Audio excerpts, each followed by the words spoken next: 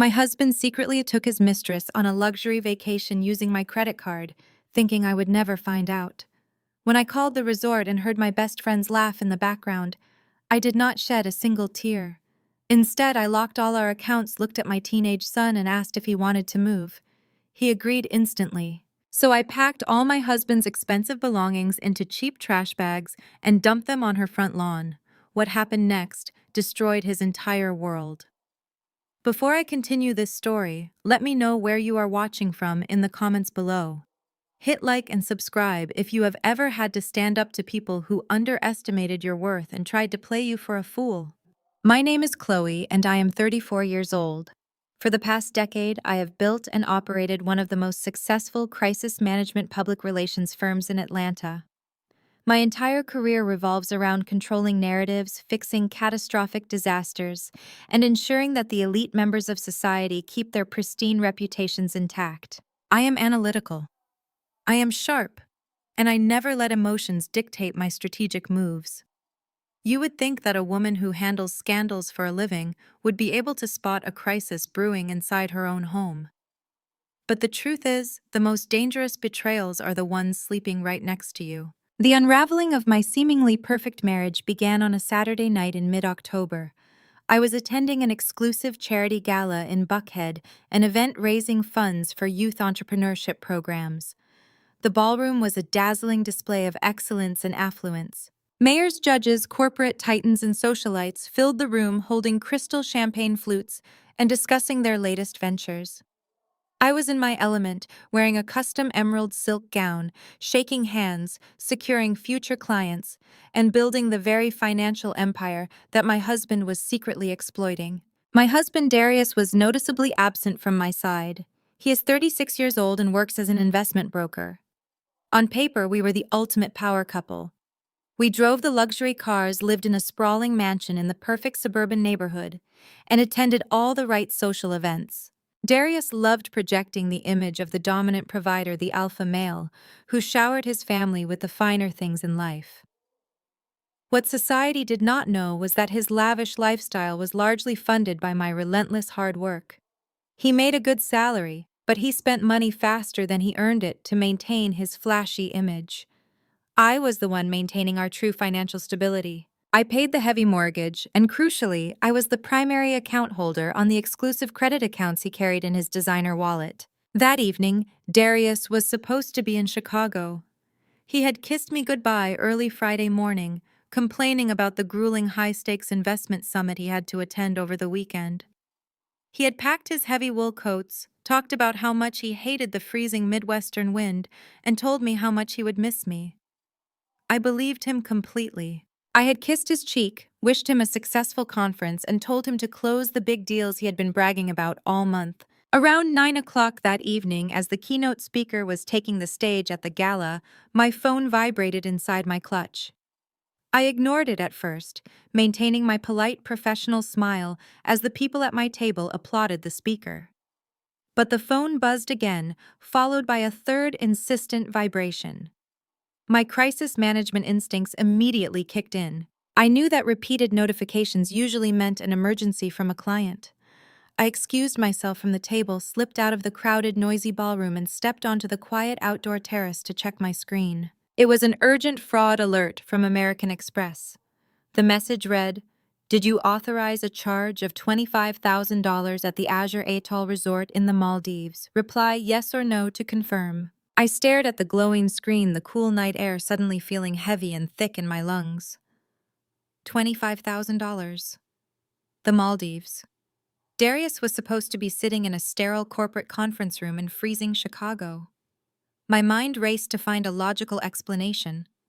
Perhaps his card had been stolen. Perhaps his account information had been compromised at the airport. I quickly logged into my mobile banking application to review the detailed transaction history. The massive charge had been attempted on Darius's supplementary card just moments ago. It was a card tied directly to my primary account, a card he knew he was only supposed to use for pre-approved business emergencies. My heart began to pound against my ribs in a rapid, frantic rhythm, but my mind went completely still. The panic did not consume me. Instead, a cold, sharp clarity settled over my entire body. I did not reply to the automated text immediately. I needed verified facts before I made a move. I opened my internet browser and searched for the Azure Atoll Resort. It was a five-star, ultra-luxury destination known for its private overwater villas, crystal-clear oceans, and exorbitant prices. It was exactly the kind of place Darius would book to impress someone. But who was he trying to impress using my money? I tapped the phone number for the resort and dialed. Because of the extreme time difference, it was mid-morning the following day in the Maldives. A cheerful, highly trained receptionist answered on the second ring. I immediately put on my best, most authoritative professional voice. "Good morning," I said smoothly, radiating polite confidence. "This is Chloe calling from an executive concierge service in Atlanta. I am trying to confirm a surprise anniversary arrangement for one of my very important clients, Mr. Darius. I believe he checked into your resort recently." The receptionist did not hesitate for a second. "Ah, yes, Mr. Darius," she replied enthusiastically. "He checked into one of our premium overwater villas yesterday afternoon. How can I help you with the surprise arrangements today?" He was there. The lie was officially confirmed. He was not in Chicago. He was halfway across the world in a tropical paradise. But the $25,000 question remained. Who was he with? I just need to ensure the champagne and tropical flowers were delivered to the correct suite. I lied effortlessly, not letting a single tremor enter my voice. "Could you possibly connect me to his room for a brief moment? I promise I will not disturb him if he is busy." "Certainly, transferring you now," the receptionist replied cheerfully. The line rang once, then twice. Then a click echoed in my ear. I held my breath, pressing the phone hard against my skin. I expected Darius to answer with his usual booming voice. Instead, the phone must have been placed on speaker mode or answered by someone else standing near the device. What I heard first was the gentle sound of splashing water and exotic island birds. Then a woman's voice drifted through the receiver, clear as day. "Darius, baby, the room service menu here is absolutely incredible. Should we get the grilled lobster for lunch, or just order another bottle of champagne?" The voice hit me like a physical blow to the chest. I knew that voice. I had known that exact vocal inflection since my freshman year of college. It belonged to Sierra. Sierra was my sorority sister, my supposed best friend, and my closest confidant. We had pledged the same organization together. I had helped her secure jobs and navigate her career. She had sat at my dining room table just last week drinking my expensive wine, eating the food I cooked, and complaining about how hard it was to find a good, faithful man in the city of Atlanta. She had always carried a subtle, hidden envy regarding my life. She would constantly make passive-aggressive comments, disguised as sweet compliments about my house, my career, and my marriage. I had always brushed her behavior off as harmless insecurity. I thought she was just a slightly immature friend who needed guidance. I stood perfectly still on the terrace in Buckhead, the reality of the betrayal washing over me. Then I heard Darius's voice in the background, muffled but entirely unmistakable. "Order whatever you want, beautiful. We are celebrating today. Let me just call the bank and figure out why this stupid credit card is declining at the front desk." Sierra laughed, a bright, bubbly, innocent sound that I had heard 1,000 times before. "We'll figure it out quickly," she teased him. "I am not letting you keep me waiting in paradise while you argue with customer service." I did not scream. I did not announce my presence on the line. I did not curse at them or demand an explanation. I simply removed the phone from my ear and pressed the end call button. For a long time, I just stood there looking out over the glittering city skyline, my husband and my best friend. They had planned this elaborate deception together. They had smiled in my face, sat in my beautiful home, and then flown across the world to sleep together in a luxury villa entirely financed by my hard work. They thought they were clever. They thought I was a naive, overworked wife who would blindly pay the bills while they lived out a romantic fantasy on my dime. Most women would have broken down right there on the terrace. Most women would have called their mothers crying or repeatedly dialed their cheating husband to scream into the phone and demand a tearful explanation. But I am not most women. I manage catastrophic crises for a living. I destroy bad narratives and I build impenetrable defenses. Looking down at my phone, I realized that Darius and Sierra were no longer my family or my friends. They were a severe crisis. They were a liability to my peace and my future. The deep, agonizing betrayal crystallized my focus into pure, unwavering determination. I was not going to be the victim in this story. I was not going to shed a single tear for people who viewed my kindness as a weakness. They wanted to play a high-stakes game with my life and my money. I resolved in that exact moment to burn their entire world to the ground before their return flight even landed back in Atlanta. I walked back into the glittering ballroom just long enough to locate my coat and signal the valet. The music and laughter that had felt so vibrant just 20 minutes ago now sounded like meaningless background noise. I slipped out the side entrance, avoiding the networking circles I usually dominated. The valet brought my black luxury SUV around, and I handed him a $50 bill without a word. Sliding into the driver's seat, I locked the doors and let the heavy silence of the soundproof interior wrap around me. This vehicle was not just a car. It was my mobile command center equipped with a secure internet connection and a built-in desk console. I opened my laptop and the screen illuminated my face in the dark. It was time to execute the financial guillotine. In crisis management, the first rule of stopping a hemorrhage is cutting off the supply line. Darius had grown entirely too comfortable living a champagne lifestyle on my public relations budget. He loved swiping that heavy metal card to assert his dominance in rooms where he was actually the poorest man present. Tonight, that artificial dominance would be permanently revoked. I checked my watch. It was nearing 10 o'clock at night, but wealth management operates on a 24-hour schedule when you have a certain net worth. I dialed the direct cell phone number of my private banker, Marcus. He answered on the second ring, sounding wide awake and perfectly professional despite the late hour. "Good evening, Chloe," Marcus said. "What can I do for you tonight?" "Marcus, I need you to execute an immediate hard freeze on all joint accounts and cancel my primary Black American Express, along with all supplementary cards attached to it," I instructed. My voice was steady, a stark contrast to the massive shift in my life. Marcus paused, but his training kept him from asking intrusive questions. "Understood. Shall I flag the accounts for fraudulent activity?" "Yes," I replied. "The bank sent me an alert for a $25,000 charge at a resort in the Maldives. I did not authorize this charge, and my husband is currently attending a business conference in Chicago. The card has clearly been compromised. Shut it down completely." I listened to the rapid clicking of his keyboard. "Consider it done, Chloe. The cards are deactivated, and the joint checking and savings accounts are locked. No funds can move in or out without your physical signature at a branch." "Thank you, Marcus. Now, I need to initiate the second phase," I continued, leaning forward in my leather seat. "I need to instantly redirect all incoming revenue streams from my public relations firm. Stop all direct deposits into the joint marital accounts. I want everything routed into the private corporate holding account we established last year." "Excellent foresight," Marcus murmured. "The routing is updated. Finally, I need to activate the blind trust documents my legal team drafted last quarter," I commanded. I had prepared those documents as a standard asset protection measure for my business, but I never anticipated activating them to protect myself from my own husband. Move my personal business earnings and my individual investment portfolios into the trust. I want an impenetrable legal wall between my money and Darius. He should have zero visibility and zero access effective immediately. Marcus worked swiftly. Within 30 minutes, the financial landscape of my marriage was completely redrawn. Darius was effectively locked out of my empire.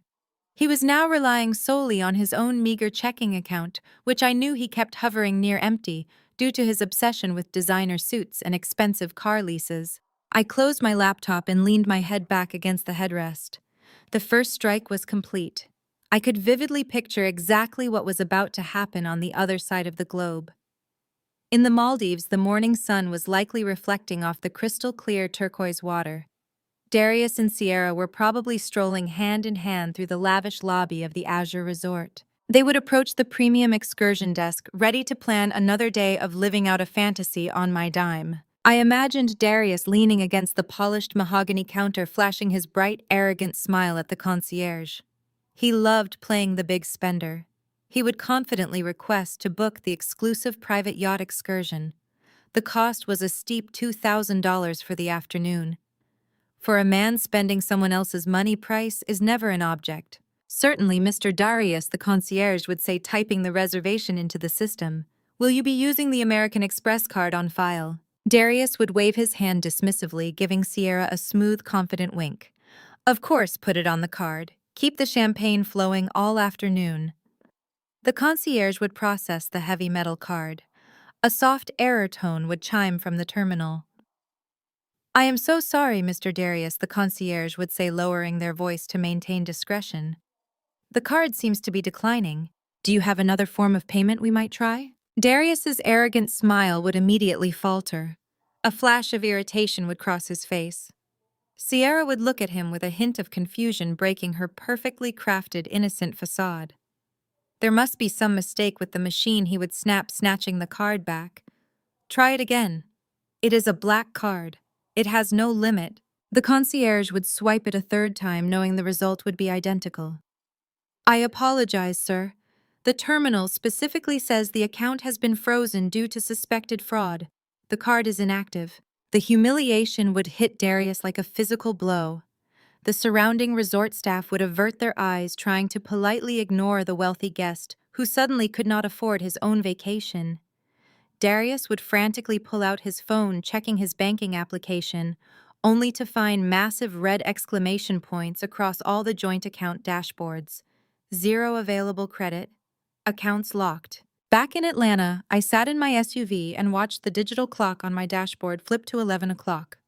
Right on schedule, my cell phone illuminated with an incoming call. The caller identification displayed Darius's name. I let it ring 3 times, taking a slow, deep breath to center myself. I answered on the 4th ring, bringing the phone to my ear without saying a word. Chloe, what the hell is going on? Darius shouted through the receiver. I am trying to book a simple excursion, and the hotel is telling me my card is declined. I checked the joint accounts, and everything is frozen. Call Marcus right now and fix this. The bank made a massive mistake.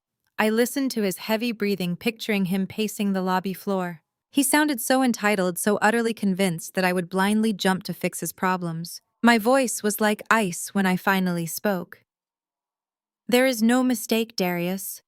What do you mean there is no mistake? He demanded. The accounts are locked, Chloe. I need money. The bank sent me an urgent fraud alert tonight, I explained, keeping my tone chillingly flat. They flagged a highly suspicious international charge for $25,000 at a luxury resort in the Maldives. Obviously, I knew it was a stolen card. I explicitly told the fraud department that my husband was attending a grueling investment summit in freezing Chicago. A heavy, suffocating silence fell over the line. I could practically hear the gears grinding in his head as the devastating reality of his situation crashed down upon him. He was trapped. If he admitted he was in the Maldives, he would be confessing his infidelity and his financial exploitation. If he maintained the lie about Chicago, he could not explain why he needed the frozen card activated on a tropical island. Chloe, he stammered, his alpha male confidence completely obliterated. Chloe, listen to me. I can explain everything. Just unlock the card so I can sort this out. I did not raise my voice. I did not demand to speak to Sierra. I simply delivered the final blow with calculated precision. Good luck paying the bill, Darius. I pressed the end call button, terminating the connection forever. I immediately opened my phone settings and blocked his primary number. The financial guillotine had fallen successfully without a single drop of my own blood spilled. He was stranded on a remote island thousands of miles away, with absolutely no access to my wealth, no possible way to pay for his luxurious infidelity, and a demanding mistress who was about to quickly realize that her wealthy, dominant catch was actually completely broke. I put the luxury SUV in drive, gripping the steering wheel firmly, and pulled out of the Charity Gala parking lot. The crisp autumn air rushed through the vents as I navigated onto the highway, ready to initiate the next phase of his total destruction. I pulled my luxury SUV into the expansive circular driveway of the suburban mansion Darius and I had purchased 5 years ago. The sprawling brick estate, with its perfectly manicured lawns and towering oak trees, stood as a monument to Black excellence. To the outside world, it represented the pinnacle of success. A wealthy investment broker and a high-powered public relations executive raising a brilliant son in a gated community. But as the heavy oak front door clicked shut behind me, the silence in the grand foyer felt different. The illusion was dead. The house was just a beautifully decorated empty shell. I slipped off my heels and walked upstairs toward the media room. Despite the late hour, I knew my 14-year-old son Malik would still be awake. Malik was not an ordinary teenager. He was fiercely observant, quiet, but analytical, and he noticed every subtle shift in the energy of our home. He possessed a maturity that often caught adults off guard. When I pushed open the double doors to the media room, I found him sitting on the plush leather sofa working on a coding project on his laptop with his headphones resting around his neck. He looked up as I walked in and immediately closed his laptop. He studied my face. I had not been crying, and my makeup was perfectly intact, but Malik knew me better than anyone.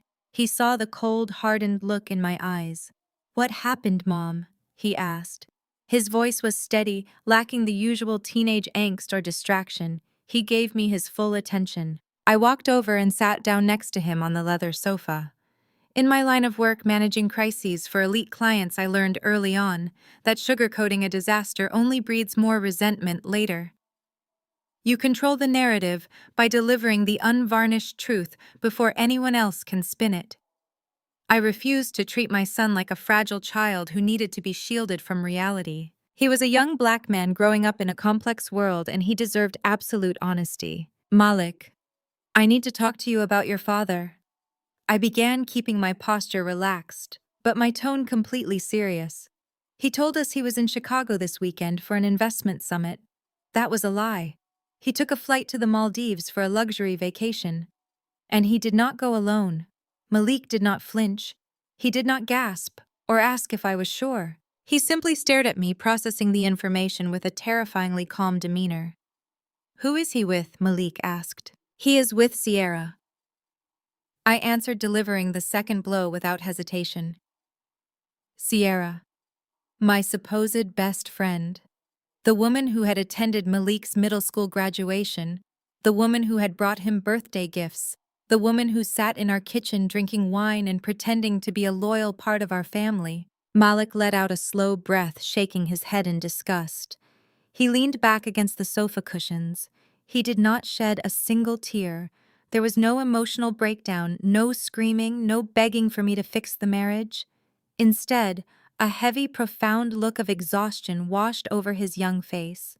It was the look of a son who had spent years watching his father play a role, rather than actually being a father. He has been using my credit cards to fund his lifestyle, and this trip I continued ensuring Malik understood the full scope of the betrayal. I received a fraud alert tonight for $25,000. I verified his location. Then I called my private wealth manager and locked every single joint account and canceled every credit card in his possession. Your father is currently stranded on an island with zero access to my money. A faint smirk briefly touched the corner of Malik's mouth before he composed himself. Good, he said simply. He deserves it. You work too hard for us, Mom. I see you up at 2 in the morning handling client emergencies while he is out buying new golf clubs. I have always seen it. His validation meant more to me than any court victory or financial asset ever could. The greatest fear a mother has during a separation is the emotional collateral damage it will inflict on her child. Hearing Malik articulate his own observations, confirming that he recognized my sacrifices and his father's artificial posturing, fortified my resolve to titanium levels. So what is the next move? Malik asked, demonstrating the strategic mindset he had undoubtedly inherited from me. We cannot stay here when he finally figures out a way to drag himself back to Atlanta. I looked at my brilliant son, feeling an overwhelming surge of pride. Should we move? I asked, giving him the agency to weigh in on our future. Malik did not hesitate for a fraction of a second. Yeah, let us do it, Mom. I am tired of him lying to you.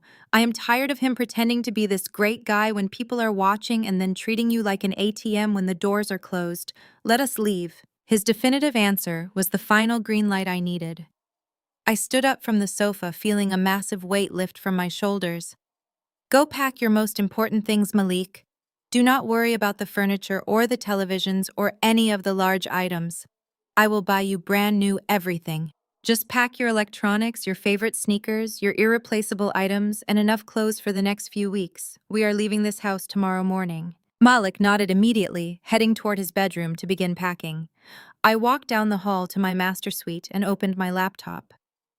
It was nearly midnight, but in the world of high-end real estate, money talks loudly and swiftly.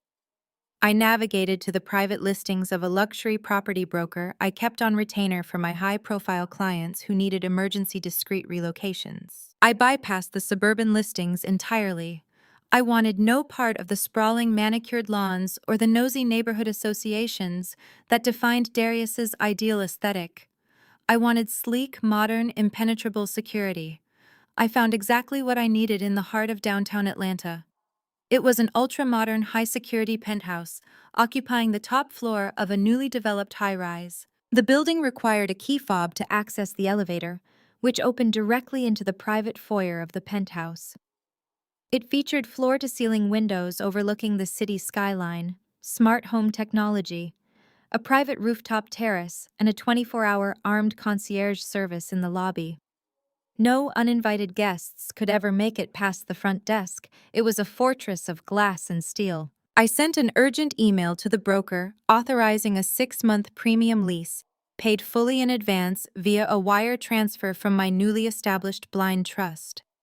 I instructed him to have the keys waiting at the concierge desk by 9 o'clock the next morning. When you have the funds to bypass credit checks and application delays, the world bends to your schedule. Next, I contacted an elite white-glove moving service. These were the professionals I used when a celebrity client needed to disappear overnight. I booked an emergency Sunday morning crew at triple their standard rate. My instructions were explicit. They were to arrive at 7 in the morning in an unmarked truck. They were to pack only my personal wardrobe, my jewelry, my home office equipment, and the contents of Malik's bedroom. I specifically mandated that not a single item belonging to Darius was to be touched by the movers. His custom suits, his expensive colognes, his luxury watches, his imported leather reading chairs, everything that belonged to his artificial persona was to remain exactly where it was. By 2 in the morning, I had meticulously sorted through my expansive walk-in closet. I packed my designer handbags, my shoes, and my tailored business wear into hard-shell suitcases. I left Darius's side of the closet completely undisturbed. The contrast was striking. My half of the room was stripped bare to the walls, while his half remained a colorful display of extreme consumerism and financial irresponsibility. I walked downstairs to the kitchen and poured myself a glass of sparkling water. I walked through the formal dining room, the grand living room, and the sunroom.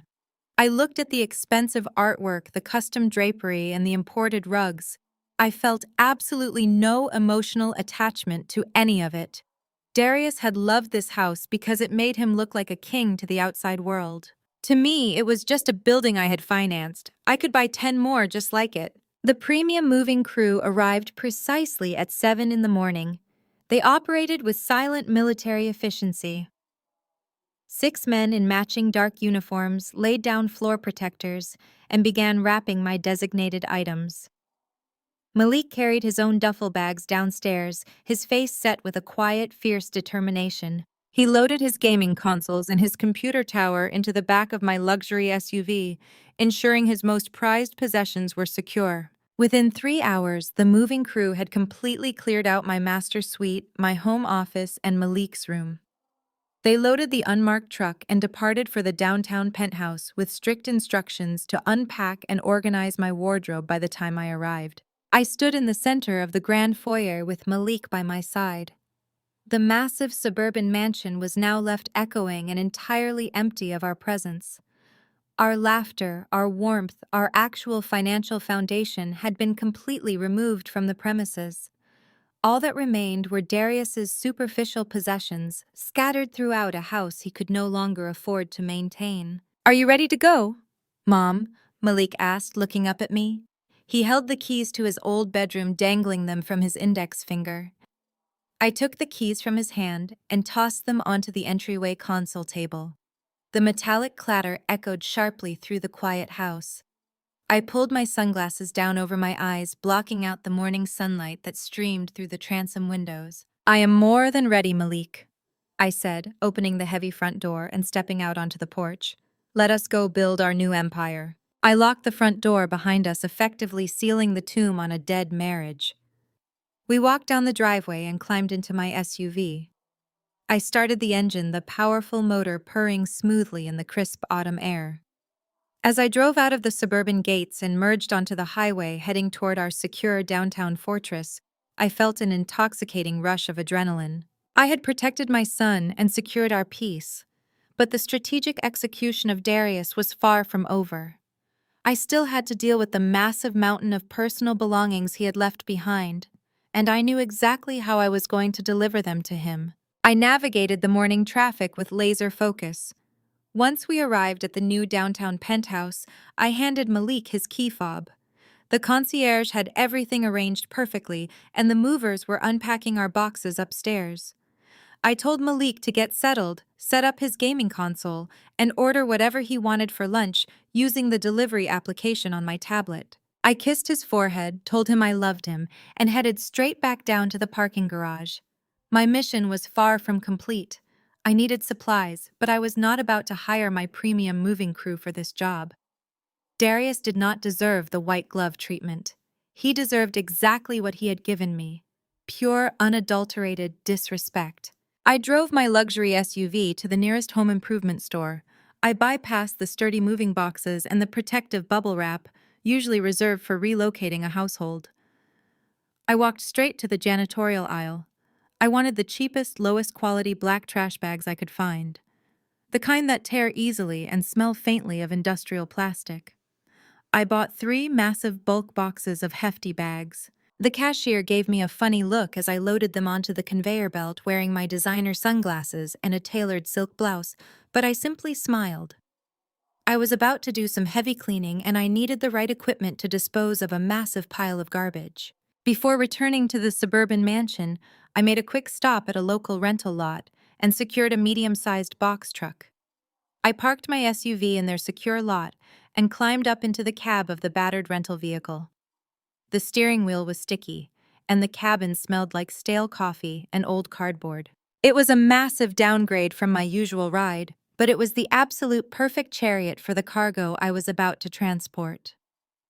I drove the loud, clunky truck back through the pristine iron gates of my old neighborhood.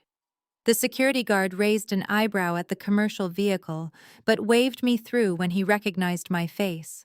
I backed the truck straight up the immaculate aggregate driveway, stopping right at the front portico. I unlocked the front door and walked back up the sweeping curved staircase to the master suite, carrying the heavy boxes of trash bags under my arms. The room was just as I had left it. My side of the massive walk-in closet was completely barren, stripped down to the bare white painted drywall. Darius's side remained an obnoxious, colorful shrine to his inflated ego and his reckless spending habits. He used these luxury items as a suit of armor to convince his clients and his friends that he was a master of the universe. He treated these objects with far more care and reverence than he ever treated our marriage vows. I ripped open the first box of hefty bags and shook one out. The cheap plastic rustled loudly in the empty, quiet room. I walked over to his custom-tailored Italian suits. These were the premium jackets he wore to project dominance in corporate boardrooms. I did not take them off the heavy wooden hangers. I grabbed them by the handful, crushing the fine silk and premium wool together, and shoved them violently into the black trash bag. I pushed down hard on the fabric to make more room, hearing the expensive wooden hangers snap and splinter under my physical force. I tied the red plastic drawstrings into a tight, messy knot and tossed the heavy bag onto the hardwood floor. I moved down the line with ruthless efficiency. Next was his prized sneaker collection. He had dozens of rare, pristine basketball shoes and limited edition designer collaborations sitting in custom clear acrylic display boxes. He spent hours on the weekends cleaning these shoes with specialized brushes to keep them looking brand new, treating the rare leather and suede like precious museum artifacts. I dumped the boxes over, letting the colorful shoes scatter across the floor. I kicked them into a massive pile and scooped them up indiscriminately, tossing right shoes and left shoes into completely separate trash bags, just to make the eventual unpacking process as frustrating and miserable as humanly possible, ensuring he would have to dig through mountains of plastic just to find a matching pair. Then I walked over to his illuminated jewelry display case. Inside sat his collection of heavy gold chains, platinum cufflinks, and 3 luxury timepieces. These were the watches he had purchased after closing major deals that I had personally helped him secure by leveraging my extensive public relations network. I did not bother finding the velvet display boxes they came in. I swept my arm across the velvet shelf, knocking the heavy metal watches and jewelry directly into a trash bag, already filled with his dirty gym clothes and damp towels, showing zero regard for the delicate mechanical movements inside the expensive Swiss timepieces. The solid thud of the expensive timepieces hitting the bottom of the plastic bag was incredibly satisfying to my ears. I moved to the corner of the bedroom where his expensive custom-fitted golf clubs stood in their monogrammed leather bag. I dragged the entire heavy bag down the grand staircase, letting it bump and crash aggressively against the polished hardwood steps. I loaded it into the back of the box truck, tossing it carelessly against the hard metal wall, listening to the expensive titanium driver heads scrape and scratch against the rusted interior floor. For the next 2 hours, I hauled bag after bag of Darius's carefully curated life down the stairs. The physical exertion was exhausting, but the psychological release was euphoric. By the time I finished, the master suite was entirely empty. The back of the truck was packed high with over 30 bloated black trash bags. I pulled down the rolling metal door of the truck and locked it securely. I did not look back at the mansion. I climbed into the driver's seat and keyed Sierra's address into my navigation system. Sierra lived in a highly manicured, upscale neighborhood in Smyrna. It was the kind of neighborhood where the homeowner association strictly regulated the height of the grass and the color of the mailboxes. Sierra prided herself on having the most pristine landscaping on her street. She frequently hosted garden parties for our sorority alumni chapter on her perfectly edged front lawn, craving the validation and envy of our peers. She obsessed over her pristine public image. I smiled as I navigated the heavy commercial truck through her quiet residential subdivision. The afternoon sun was high, and the neighborhood was relatively quiet. I pulled the truck right up to the curb, stopping directly in front of her perfectly manicured emerald green lawn. I threw the vehicle into park and left the engine idling loudly, disrupting the tranquil suburban silence. I walked around to the back, rolled up the heavy metal door, and began the unloading process with extreme prejudice. I did not carry the bags carefully to her porch. I stood at the edge of the truck bed and hurled them directly onto her grass. Bag after bag went flying through the air, landing with heavy, dull thuds.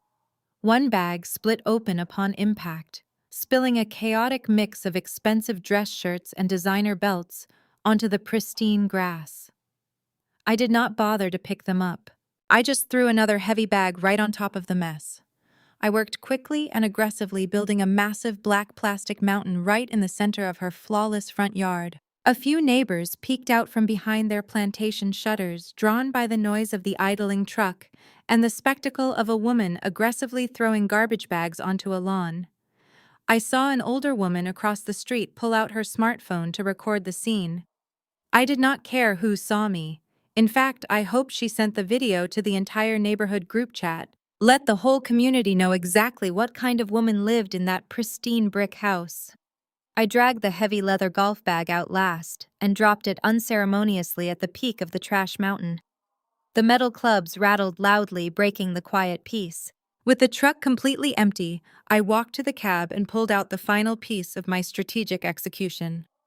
On my way to Sierra's house, I had stopped at a local craft store and purchased a heavy-duty wooden yard sign and a thick black permanent marker. I had written the message with bold, clear block letters, ensuring it could be read easily from the street by any passing vehicle. I walked right up to the front of the trash mountain and staked the wooden post deep into the soft, damp soil of Sierra's perfect lawn. I pushed it down hard, making sure it stood perfectly straight and completely visible. The bold black letters read, "Sierra here's his baggage. Hope you enjoy footing the bill." I stepped back to admire my handiwork. The visual contrast was absolutely stunning. A mountain of cheap black plastic trash bags spilling over with luxury items sitting on a flawless green lawn under the bright afternoon sun. It was a masterpiece of public humiliation designed to strike at the core of her superficial vanity. I pulled my phone from my pocket and opened my camera application. I framed the shot perfectly, ensuring the yard sign, the mountain of bags, and the front door of Sierra's house were all clearly visible in the high-resolution image. I snapped the picture. I opened my messaging application and unblocked Darius's number just long enough to deliver the final strike. I attached the photo and typed a brief, concise message. Delivery completed.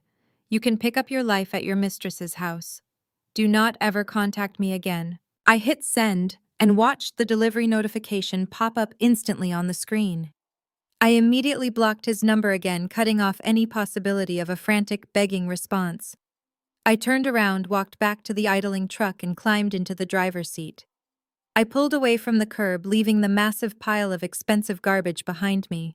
As I navigated out of the quiet subdivision and headed back toward the city skyline to return the truck and reunite with my son, a profound sense of absolute freedom washed over me. The dead weight of a toxic marriage had been completely unloaded from my life.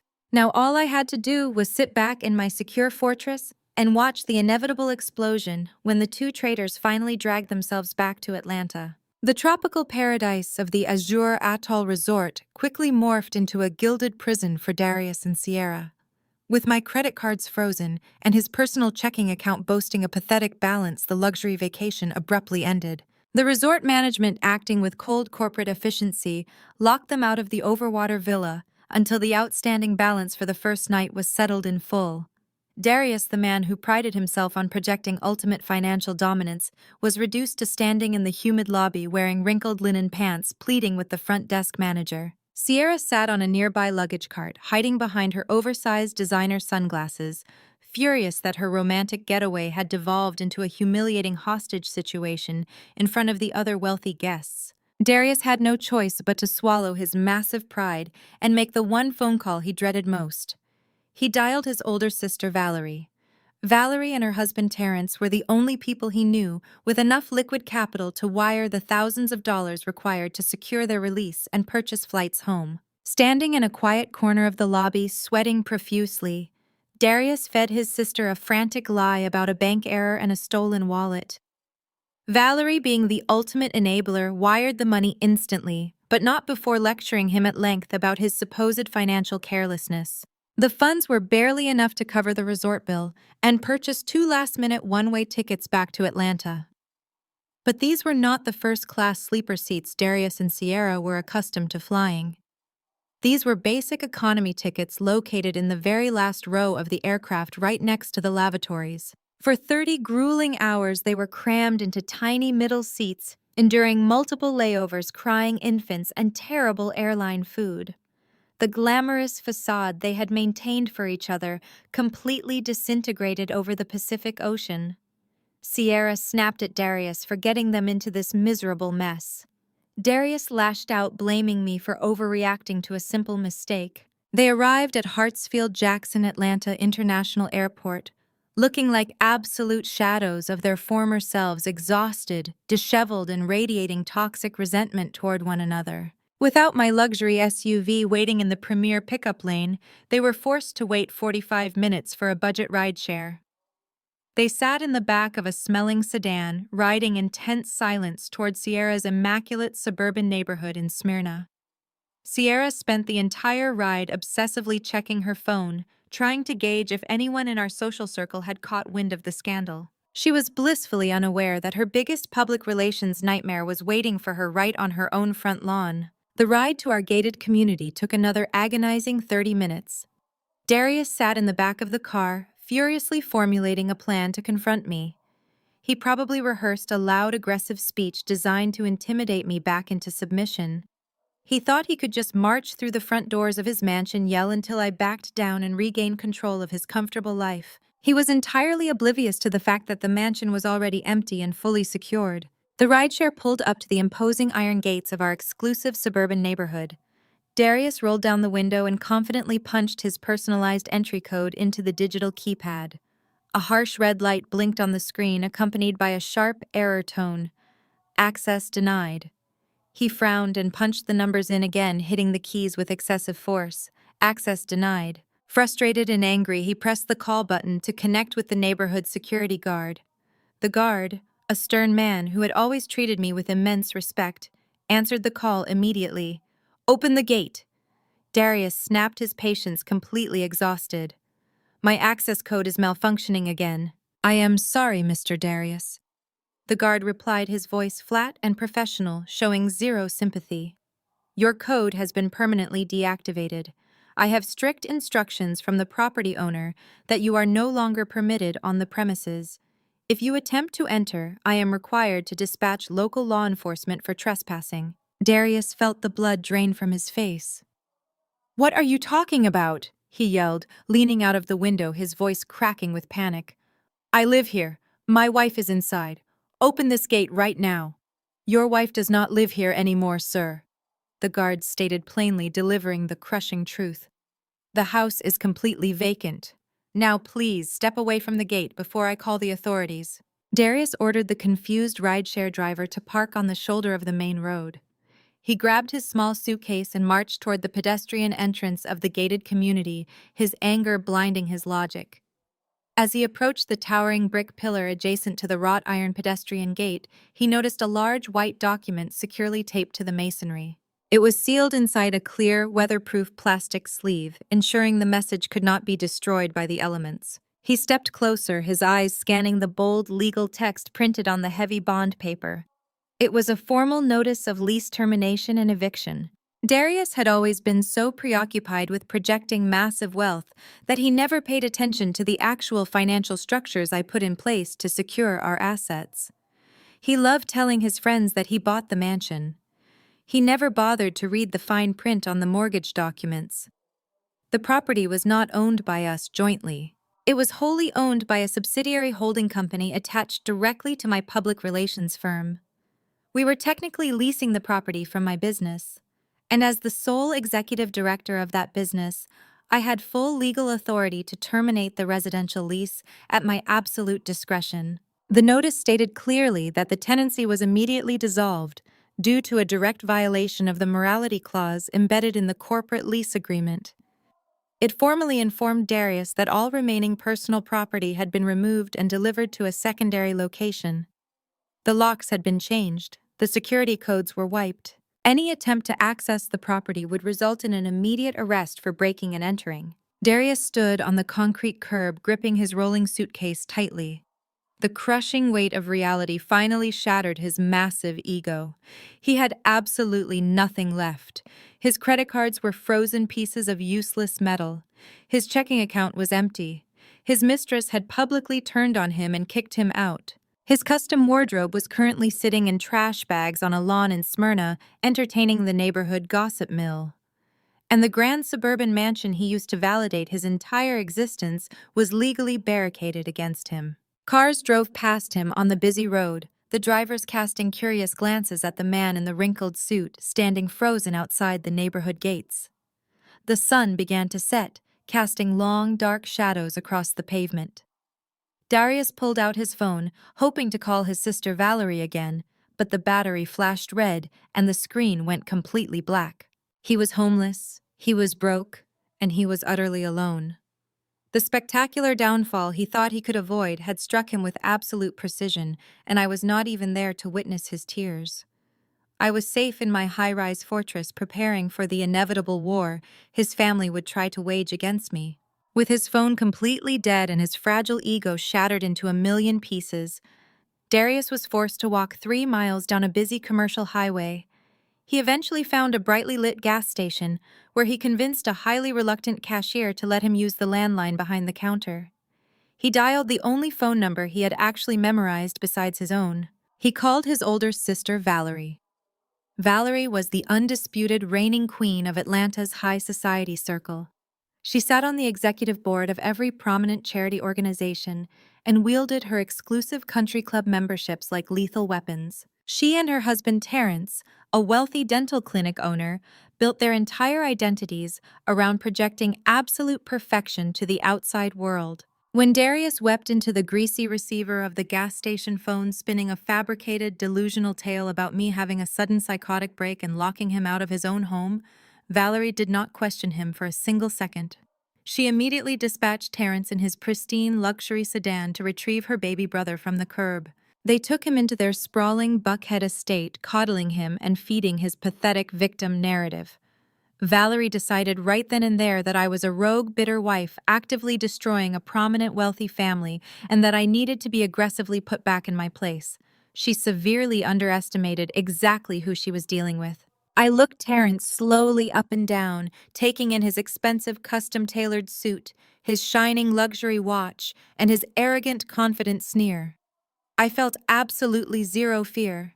In fact, his aggressive public threat was the exact confirmation I needed to begin digging deeper into his own highly suspicious business affairs. Men who boast about their power usually have the most devastating secrets hiding in their closets. Terrence, I replied, flashing a cold, predatory smile that made him involuntarily blink. You are a dentist who magically affords a multi-million-dollar lifestyle that rival corporate titans. I handle devastating crises for billionaires, politicians, and global brands. Do you really honestly think a few whispered country club rumors will destroy the empire I built with my bare hands? If I were you, I would spend significantly less time worrying about my public relations firm and a lot more time worrying about your own internal financial ledgers. When you aggressively shake the tree, Terrence, you never know what rotten fruit is going to fall directly onto your head. Terrence's thick finger slowly lowered. A brief flicker of genuine hesitation crossed his features, replacing the arrogant bravado from just moments before. I had struck a nerve without even holding the full evidence yet. My instincts as a crisis manager screamed that I had just uncovered a major vulnerability. I turned my attention back to the basketball court, completely dismissing their presence. Malik had just stolen the ball and was sprinting down the court for a fast break layup. Now, if you will excuse me, I said, keeping my eyes locked on my son. The game is tied and I do not want to miss the winning shot. I highly suggest you both leave the gymnasium before I call the campus security guards and have you escorted out for harassing a parent. Valerie opened her mouth to argue, but Terrence grabbed her arm, pulling her back. He shot me one last venomous glare before dragging his wife down the wooden bleachers and pushing through the heavy gymnasium doors. I watched them leave, taking a slow, deep breath. The ambush had failed, but I knew this was only the beginning of their war. They were going to try to destroy me and my son. I pulled out my phone and sent a quick text message to my lead investigator. I needed a full, comprehensive background check on Terrence's dental clinics immediately. The battle lines were officially drawn, and I was preparing to drop a nuclear bomb on their entire corrupt operation before they could even blink. While I was meticulously mapping out my legal counteroffensive, Sierra was busy launching her own desperate digital war. The spectacular visual of her front lawn, completely covered in cheap black garbage bags, had quickly become the defining joke of Atlanta high society. Her prominent neighbors had not just filmed the humiliating display, they had shared it across every private group chat and community message board in the metropolitan area. Sierra realized with absolute horror that her carefully curated reputation as an elegant, sophisticated socialite was permanently destroyed. She could no longer attend her exclusive charity brunches or sorority alumni gatherings without being pointed at and laughed out of the room. When a narcissist is backed into a corner and stripped of their false public image, they only have one play left in their playbook. They have to aggressively play the victim. 2 days after the garbage bag drop, Sierra went live on her Instagram and TikTok accounts. She did not look like the glamorous woman who usually posted perfectly edited photos sipping champagne at luxury resorts. She sat on the floor of her bedroom wearing an oversized beige sweater, her makeup deliberately minimal, and her hair pulled back into a messy bun. A strategically placed ring light illuminated the heavy fake tears streaming down her face. She looked directly into the camera lens and began spinning a completely fabricated, devastatingly effective narrative. I never wanted to hurt anyone, Sierra sobbed into her phone, sniffing loudly for dramatic effect. But the truth needs to be told because I am being bullied and terrorized by a very powerful, vicious woman. Darius and I are soulmates who just got caught in a terrible, heartbreaking situation. We fell in love because he was absolutely suffocating in his own home. She spent the next 45 minutes painting me as a cold, unfeeling corporate monster. According to Sierra, I was a narcissistic, emotionally abusive boss wife who constantly emasculated Darius and treated him like a subservient employee rather than a husband. She claimed I cared more about my expensive designer handbags and my wealthy public relations clients than I ever cared about my marriage. She spun a tragic tale of how Darius would come to her house crying because he felt so incredibly invisible and unloved in his own sprawling mansion. She painted herself as the compassionate, empathetic savior who simply offered a broken man a safe shoulder to cry on. He was trapped in a miserable, toxic environment, Sierra wailed, wiping her eyes with a tissue. She controlled every penny he made. She tracked his movements. She verbally abused him behind closed doors to feed her own massive ego. We went to the Maldives just to find a few days of peace, and she responded by illegally locking him out of his own bank accounts and dumping garbage on my lawn like a deranged lunatic. I am so scared of what this powerful woman is going to do to us next. In the modern digital age, a tearful victim narrative spreads faster than a wildfire. Within 3 hours, Sierra's live broadcast had been downloaded, clipped, and shared across every major gossip platform. The Shade Room Neighborhood Talk and several prominent Atlanta-based entertainment blogs picked up the story immediately. The comment sections were absolutely brutal. Thousands of strangers who knew absolutely nothing about my life were suddenly passing judgment on my character. They called me a bitter, masculine career woman who drove her own husband into the arms of a softer, more feminine friend. They praised Sierra for standing by her man and criticized me for being too focused on my corporate ambitions. The digital smear campaign was highly calculated and devastatingly effective. It did not just damage my personal reputation, it directly attacked the very foundation of my professional livelihood. In the high-stakes world of crisis management, public relations, your image is your absolute currency. You cannot effectively sell peace of mind to a billionaire client if your own personal life is making headlines on urban gossip blogs. By the next morning, the professional fallout began.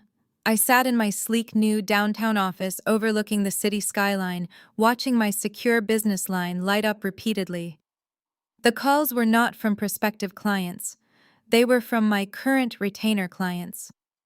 Prominent politicians, corporate chief executive officers, and high-profile entertainers were suddenly demanding emergency meetings. A prominent state senator who was running for re-election called me personally, his voice tight with anxiety. "Chloe, you know I trust your strategic vision," he said, pacing in his own office. "But I have an incredibly tight race coming up next month. My opponents are already looking for any weakness. I am paying your firm $30,000 a month to keep my name out of the mud. How can I trust you to manage my political scandals when your own husband and best friend are dragging your name through the gutter on social media? People are associating my campaign with this messy public drama. I need to know you have this handled or I have to terminate our contract today." The pressure was immense.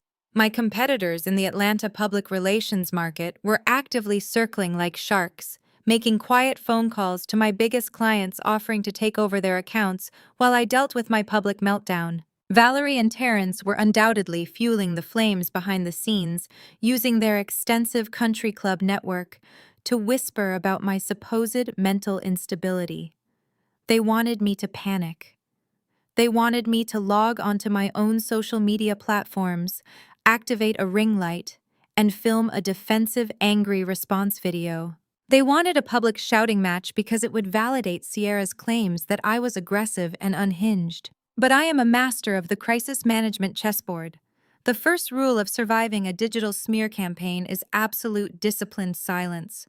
You never argue with a pig in the mud because you both get dirty and the pig actually enjoys it. I did not issue a public statement. I did not post a single subliminal quote on my Instagram story. I did not text Sierra to curse her out, and I certainly did not call Darius to beg him to clear my name. I instructed my entire executive team to maintain complete radio silence regarding my personal life. To my clients, I offered a single unwavering reassurance. I handle client crises with absolute discretion, and I handle my personal matters with the exact same ruthless efficiency.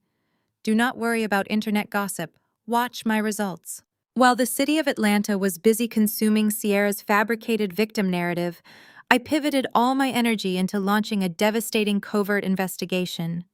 If Sierra wanted to play the role of the innocent manipulated victim, I was going to forensically dissect her entire life and expose every single skeleton she had ever buried. I pulled a burner phone from my locked desk drawer and dialed the number of an independent, highly discreet private investigator composed of former federal agents. I had used their firm to dig up opposition research on political rivals for my clients, but today I was using their exceptional skills for my own personal warfare. I need a deep forensic dive on two targets I instructed, keeping my voice low and urgent. The first is Sierra. I want her entire financial history. I want to know every bank account, every outstanding debt, every credit card, and every single source of income she has claimed for the past 5 years.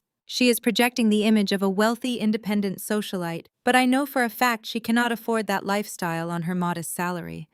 I want to know exactly who is funding her. Consider it done, the investigator replied, the tone strictly business. Who is the second target? Darius Rice said, speaking my husband's name with pure disgust. But do not look at his standard investment portfolios. I already know those are empty. I need you to look into his hidden assets. Look for offshore shell companies, anonymous limited liability corporations, and dark money transfers. He has been claiming he is broke, but he has been living like a king. I need to know exactly where the invisible money is flowing from. And cross-reference every single financial transaction Darius has ever made with the business accounts of his brother-in-law Terrence. Terrence owns a massive chain of dental clinics. I have a very strong suspicion they are running a joint operation. I hung up the phone and turned back to my computer screens. The gossip blogs were still churning out new articles about Sierra's tearful video. The public was eating out of the palm of her hand, completely convinced that she was a gentle soul who had simply fallen in love with a man desperate to escape his evil, domineering wife. Let them believe the fairy tale for now. I needed them to feel safe. I needed them to believe that their digital bullying had successfully backed me into a corner of shame and submission. Over the next 48 hours, I maintained my total blackout. I went to the gym, I drank green smoothies, and I attended my son's basketball practice looking impeccably dressed and completely unbothered.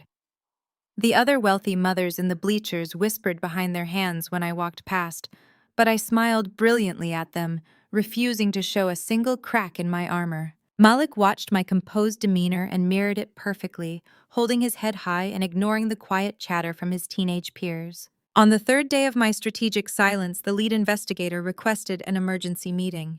He bypassed my front reception desk, utilizing the private executive elevator that opened directly into my secure office suite. He did not bother with pleasantries or small talk. He walked straight to my large glass desk and dropped a massive, thick black binder directly onto the polished surface. "You were right, Chloe," the investigator said, pulling up a leather chair and sitting down heavily. "In fact, you did not even imagine how deep this hole goes. Sierra is not just your husband's mistress. She is a critical component of a massive financial scheme. And Darius is not just an unfaithful husband. He is currently standing in the middle of a federal crime scene, and he does not even realize the walls are closing in." I leaned forward, placing my hands flat on the cool glass desk. A slow, predatory smile spread across my face. The noise of the internet gossip, the nasty blog comments, the threatening phone calls from nervous clients, it all faded into absolute silence. The victim play was officially over. It was time to begin the execution. "Tell me everything," I commanded, opening the black binder to the very first page. "And do not leave out a single detail. I want to know exactly how I am going to send all of them to federal prison." I sat in my secure downtown office, staring at the thick manila envelope that a process server had just unceremoniously dropped on my reception desk. The return address belonged to Reginald Vance, one of the most notoriously aggressive and sleazy divorce attorneys in Atlanta. Vance was the kind of lawyer who specialized in manufacturing scandals and dragging out litigation to drain the opposing party's assets. He was expensive and ruthless, And Darius, broke and homeless, certainly could not afford his retainer. Terrence was clearly bankrolling this legal assault, fulfilling his threat to destroy me. I broke the seal on the envelope and pulled out the legal documents. It was a formal petition for dissolution of marriage, but the demands attached to it were so outrageously exorbitant, they bordered on pure extortion. Darius was not just asking for a clean break. He was demanding 50% ownership of my public relations firm. His legal justification was laughable. He claimed he had provided critical emotional support and maintained the household, while I relentlessly built my business, making him a de facto partner in my corporate success. He did not stop there. The petition included an emergency request for temporary spousal support to the tune of $10,000 a month. Vance had aggressively framed the request, claiming I had committed severe financial abuse by illegally locking Darius out of our joint accounts, leaving him destitute and homeless on the streets of Atlanta. They painted me as a vindictive, power-hungry executive who had ruthlessly discarded her devoted husband the moment she achieved ultimate financial success. I continued reading the document, my eyes scanning the dense legal jargon. The final page contained a formal demand for an emergency mediation session. Darius wanted to settle this quickly out of court. He knew my clients valued discretion above all else, and a messy public divorce trial would be catastrophic for my firm's pristine image. He was banking on my desperate need to protect my corporate reputation. But the most telling detail was the specific request attached to the mediation demand. Darius explicitly requested that his sister Valerie and his brother-in-law Terrence be permitted to attend the session as neutral family mediators to facilitate a swift and amicable resolution. It was a blatant trap. They wanted to drag me into a closed conference room, surround me with their toxic family dynamic, and use sheer numbers to intimidate me into signing away half my empire. They thought I would cave under the immense pressure, desperate to make the scandal disappear before it completely ruined my business. They severely underestimated my tolerance for conflict. I picked up my secure office phone and dialed my lead corporate attorney, Marcus. He answered immediately, recognizing the urgency in my direct line. "Marcus," I said, my voice perfectly steady. "I just received a petition from Reginald Vance representing Darius. He is demanding half the firm and $10,000 a month in emergency spousal support." Marcus let out a low whistle. "Vance is a shark, Chloe.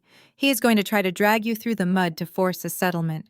We need to file an aggressive counter-petition immediately blocking his request for the firm and freezing any attempt at spousal support." "No," I replied smoothly, looking out over the Atlanta skyline.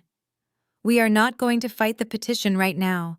I want you to formally accept his demand for an emergency mediation session and confirm that I have no objection to Valerie and Terrence attending as his mediators." Marcus paused, the silence on the line indicating his deep confusion. "Chloe, that is a terrible strategic move. You are walking directly into a hostile ambush. They are going to use the mediation to pressure you into a massive financial settlement. You need to push back hard." "I am pushing back, Marcus," I stated firmly. "Just not in the way they expect. Let them think they have the upper hand. Let them think I am terrified of a public trial and desperate to settle. Agree to the mediation. Schedule it for exactly 1 week from today at Vance's office." I hung up the phone and leaned back in my leather executive chair.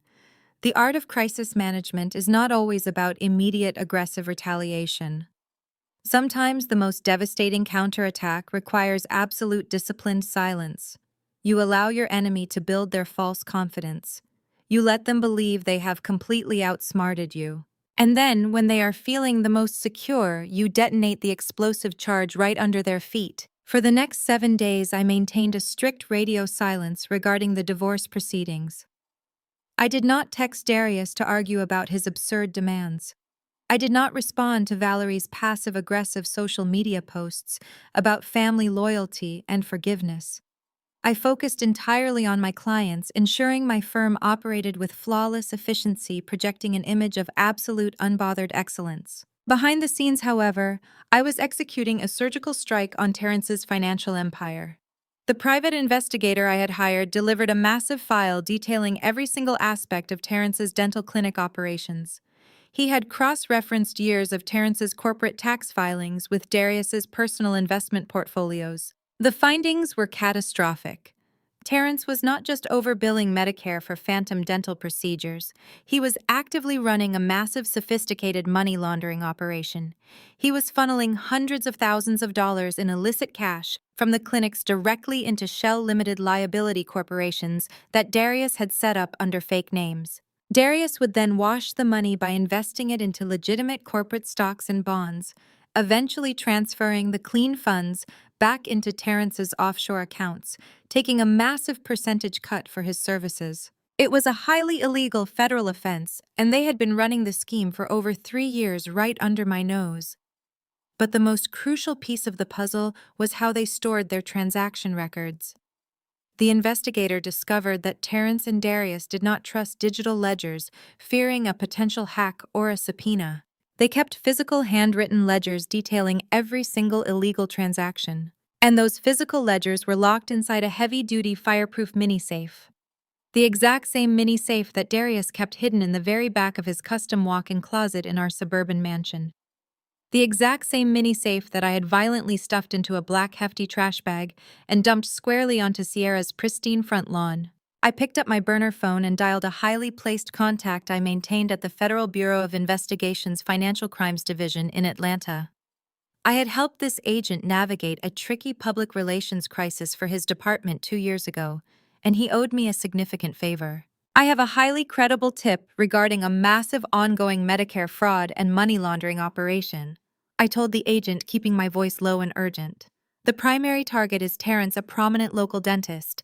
The secondary target is his brother-in-law, Darius. I gave the agent the specific address of Sierra's house in Smyrna. I told him that local police had likely already responded to a public disturbance call regarding a massive pile of discarded property on the front lawn. I informed him that hidden inside that pile of garbage was a locked mini-safe containing the physical ledgers detailing millions of dollars in federal fraud. The agent thanked me, confirming he would immediately dispatch a specialized unit to secure the safe and initiate a full federal investigation. I hung up the burner phone and destroyed it, tossing the pieces into the trash can. The trap was officially set. The timer was ticking down. The day of the mediation arrived. I dressed in a pristine, tailored white suit, projecting an image of absolute calm control. I arrived at Reginald Vance's lavish downtown law office precisely on time. Marcus, my attorney, met me in the lobby looking anxious but ready for battle. "Remember," Chloe, Marcus warned, as we walked toward the conference room, "do not let them provoke you. We listen to their demands and we counter with a hard refusal. We do not agree to anything today." I just smiled, a cold, calculating expression that made Marcus blink. "I am not here to negotiate, Marcus. I am here to end this." We entered the sleek, glass-walled conference room. Darius was already seated at the massive mahogany table, looking arrogant and overly confident in a cheap suit he probably borrowed from Terrence. Valerie sat next to him, clutching her designer handbag, her face arranged into a smug, superior expression. Terrence sat at the end of the table, looking bored and impatient, checking his luxury watch, as if my presence was a complete waste of his valuable time. Reginald Vance sat at the head of the table, shuffling a stack of legal documents. He looked up as I entered, flashing a slick, predatory smile. "Ah, Chloe," he said smoothly, gesturing to the empty chairs across from them. "Please have a seat. Let us see if we can resolve this unfortunate matter quickly and quietly today." I sat down, placing my leather briefcase on the table. I did not look at Darius or Valerie. I kept my eyes focused straight ahead, radiating pure, unbothered silence.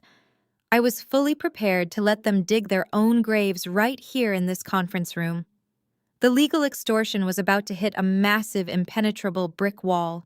Reginald Vance cleared his throat, a sound like dry leaves scraping across pavement. He opened his thick, leather-bound portfolio and began to read from a prepared statement.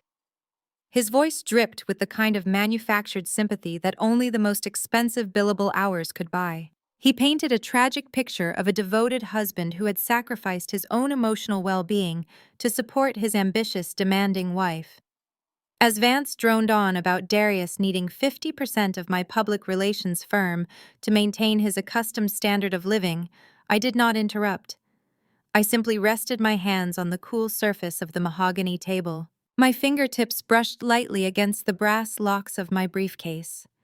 Inside that briefcase was the absolute destruction of every single person sitting across from me. They thought I had spent the last week hiding in my downtown penthouse, crying over a ruined marriage. They had absolutely no idea what I had actually been doing. 3 days before this mediation, I had quietly slipped out of a secondary exit at my office building and driven to an unmarked concrete building in the industrial district of West Midtown. I was not there to hire a standard private investigator or a typical divorce lawyer. I was there to meet Maxine. In the elite circles of Atlanta wealth management, Maxine was a ghost. She was a forensic accountant so ruthless and thorough that cartel bosses and corrupt politicians whispered her name with genuine fear. She did not advertise her services. She did not have a website. You only found Maxine if you knew the exact right people, and I knew everyone. I had paid her a premium emergency retainer and untraceable cashier checks. My instructions to her had been incredibly simple. I told her to tear my husband's entire financial existence apart, molecule by molecule. I sat across from Maxine in her windowless office surrounded by towering stacks of encrypted hard drives and glowing computer monitors. I had handed her Darius's social security number, his known banking routing numbers, and the sparse tax returns he had filed over the past 5 years. Darius had always claimed his investment brokerage was experiencing a temporary slump. He blamed market volatility and cautious clients for his lack of substantial income. He played the role of the struggling but dedicated financial advisor, relying on my public relations empire to fund his luxury car leases and designer suits. Maxine took my provided documents and fed them into her proprietary tracing software. She warned me that finding hidden assets usually took weeks. But Darius was not a criminal mastermind. He was an arrogant amateur playing a highly dangerous game. Within 48 hours, Maxine summoned me back to her secure facility. She did not offer me coffee or pleasantries. She immediately projected a massive, complex web of financial transactions onto a large digital screen on her wall. The anomaly was glaringly obvious even to my untrained eye. Darius was not experiencing a market slump at all. He was actively running a shadow operation right under the noses of his wealthy clients and the federal government. Maxine had tracked his digital footprints past his empty personal checking accounts and uncovered a network of highly obscured shell companies. These limited liability corporations were registered in states with strict corporate secrecy laws like Delaware and Wyoming. They had vague, generic names that sounded completely legitimate to any casual observer. Maxine highlighted a series of massive wire transfers. Darius had been steadily funneling client investment funds directly into these shell entities. When his clients thought they were purchasing secure municipal bonds or investing in stable mutual funds, Darius was actually diverting massive percentages of their principal capital into his own black holes. He was falsifying their quarterly return statements, creating a classic Ponzi structure to hide the missing capital. The sheer audacity of his theft was breathtaking. But Darius was too superficial and far too foolish to orchestrate a financial scheme of this magnitude completely on his own. He was the middleman. He was the disposable pawn operating on the front lines. The real architect of this federal crime was sitting securely at the top of the pyramid. Maxine pressed a button on her keyboard, and a new set of data populated the screen. She had followed the money flowing out of the shell limited liability corporations. The illicit funds did not stay in Darius's control for long. They were rapidly wired into a secondary web of corporate accounts. I stared at the names associated with these secondary accounts, and a cold, sharp smile spread across my face. Every single account was directly tied to the commercial real estate holding companies that owned Terrence's sprawling chain of pediatric dental clinics. Terrence, the arrogant, condescending brother-in-law who had threatened to destroy my business at a high school basketball game, was running a massive systemic Medicare fraud operation. Maxine broke down his billing patterns. Terrence was aggressively overbilling federal healthcare programs for phantom dental procedures. He was submitting thousands of fraudulent claims for complex surgeries and expensive treatments that were never actually performed on his low-income patients. The federal government was blindly cutting massive checks directly to his clinics, enriching Terrence beyond his wildest dreams. But Terrence had a massive problem. He was generating too much dirty cash. If he suddenly deposited millions of dollars of unexplained Medicare revenue into his personal accounts, the Internal Revenue Service would immediately trigger an audit. He needed a way to clean the stolen federal funds and integrate them safely into his legitimate wealth portfolio. That was exactly where my pathetic husband came into the picture. Terrence had recruited Darius to act as his personal washing machine. The money laundering cycle was beautifully sinister in its simplicity. Terrence would funnel the dirty Medicare cash to Darius under the guise of fake consulting fees and bogus marketing expenses. Darius would then take that dirty money and mix it with the stolen client investment funds inside his secretive shell companies. Once the funds were thoroughly commingled and practically untraceable, Darius would aggressively invest the capital into legitimate high-yield stocks and commercial real estate ventures. When those investments paid out clean legal dividends, Darius would route the sanitized profits directly back to Terrence. Terrence would then use the clean money to fund Valerie's luxurious country club lifestyle, buying her silence and her blind loyalty with designer handbags and exotic vacations. Darius took a hefty percentage of the clean cash as his laundering fee, which he then used to secretly finance his own extravagant affairs. But laundering federal funds requires massive liquidity and constant movement to avoid triggering banking alerts. They needed a temporary holding ground for the cash while the investments matured.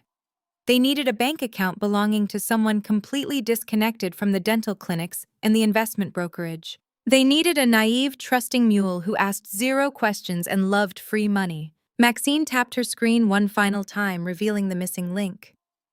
The digital trail led directly to a series of personal checking accounts at a mid-tier regional bank.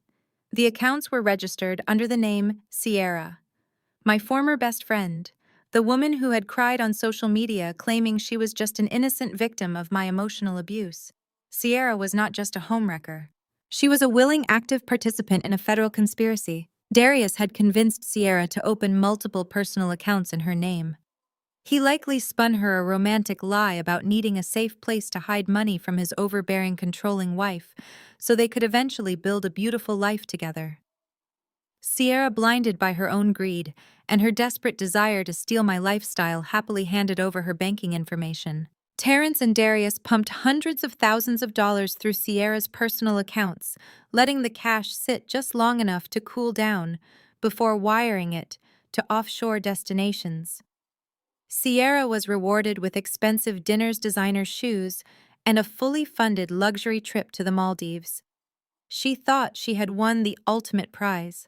She had no idea she was signing her own federal indictment. I snapped back to the present reality of the glass-walled conference room. Reginald Vance was still talking, his voice echoing off the polished mahogany table. Valerie was nodding along with his ridiculous demands, an expression of supreme entitlement plastered across her face. Terrence checked his luxury watch again, looking thoroughly bored with the entire proceeding. Darius sat with his chest puffed out fully, believing he had successfully backed me into a corner. They thought they were untouchable. They thought they had perfectly orchestrated my ultimate downfall. It was a truly tragic miscalculation on their part. They had no idea that I held the absolute power to dismantle their entire fraudulent existence with a single phone call. I took a deep breath and prepared to deliver the final crushing blow that would destroy them completely and permanently right now. Reginald Vance wrapped up his opening statement with a theatrical flourish, closing his leather portfolio with a sharp thud that echoed in the silent, glass-walled conference room.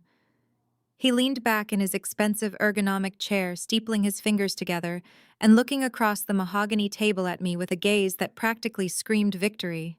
He genuinely believed he had cornered a helpless, terrified executive. Beside him, Darius was slouching in his chair, projecting an aura of absolute, untouchable arrogance. He had one arm casually draped over the back of his seat, a posture meant to physically claim the space and assert a dominance he absolutely did not possess. He wore a brand-new, tailored navy suit likely purchased on Terrence's dime, and a smug smirk that made my blood run ice-cold. The afternoon sun beat down through the floor-to-ceiling windows overlooking the bustling streets of downtown Atlanta, casting long, sharp shadows across the polished wood of the conference table. To his right, Valerie sat with her posture rigidly straight, perfectly embodying the wealthy Atlanta socialite she pretended to be. She had placed her limited edition designer handbag squarely on the conference table, an aggressive territorial display meant to signal her superior status. Her face was arranged in a mask of manufactured pity, but her dark eyes danced with malicious delight. She was thoroughly enjoying the spectacle of my supposed downfall. At the far end of the table, Terrence looked aggressively bored. He was scrolling through emails on his smartphone, occasionally checking his heavy gold luxury watch and letting out loud, exaggerated sighs to communicate that this entire mediation was a massive inconvenience to his highly important schedule. He was treating the dissolution of my marriage like a minor traffic violation. They were all performing a carefully choreographed play designed to break my spirit and force a rapid, total surrender. So let us review the settlement parameters one final time for total clarity, Reginald Vance said, breaking the brief silence. His voice was dripping with artificial professionalism. My client is seeking a fair and equitable division of the marital assets. Given that Darius provided crucial foundational support, both emotional and logistical, during the early high-stress years of your public relations firm, we are formally requesting a 50% equity stake in the business. Furthermore, since you have unlawfully evicted him from his primary residence, inflicting severe emotional distress, we require the deed to the suburban mansion transferred entirely into his name. Finally, to maintain the standard of living he became accustomed to during the marriage, my client requires emergency spousal support in the amount of $10,000 a month effective immediately. Vance paused, letting the outrageous numbers hang heavily in the sterile air of the conference room. He leaned forward, resting his elbows on the polished wood, staring at me as if I were prey. We feel this is an incredibly generous offer, Chloe. If we are forced to take this matter to a public trial, we will subpoena your entire client list. We will depose your high-profile connections. We will make every single detail of your marital breakdown a matter of public record. For a woman in the crisis management industry, a messy, highly publicized divorce trial would be absolute professional suicide. Sign the settlement agreement today, and we can all walk out of this room quietly and peacefully. Darius will even agree to sign a non-disclosure agreement, preventing him from speaking to the gossip blogs any further. You buy your peace, and my client gets what he rightfully deserves. I did not respond. I did not blink. I did not shift in my chair or break eye contact with Reginald Vance. I simply sat there in absolute total silence. In the world of high-stakes negotiations, silence is the most terrifying weapon you can deploy. Most people are deeply uncomfortable with silence. They feel an overwhelming psychological urge to fill the empty air with words, to explain, to defend, to compromise.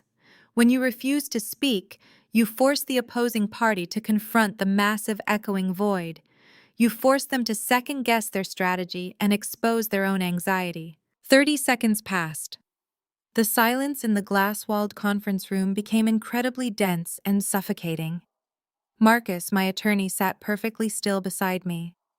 I had strictly instructed him before we entered the building that he was not to utter a single syllable until I gave him the signal.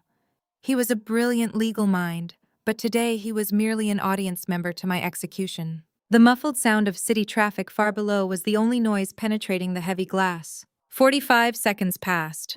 Darius shifted uncomfortably in his chair, the arrogant smirk slipping slightly from his face. He glanced at his lawyer, expecting Vance to say something to break the tension. Valerie cleared her throat, adjusting her posture and pulling her designer handbag an inch closer to her chest, trying to project comfort she no longer felt.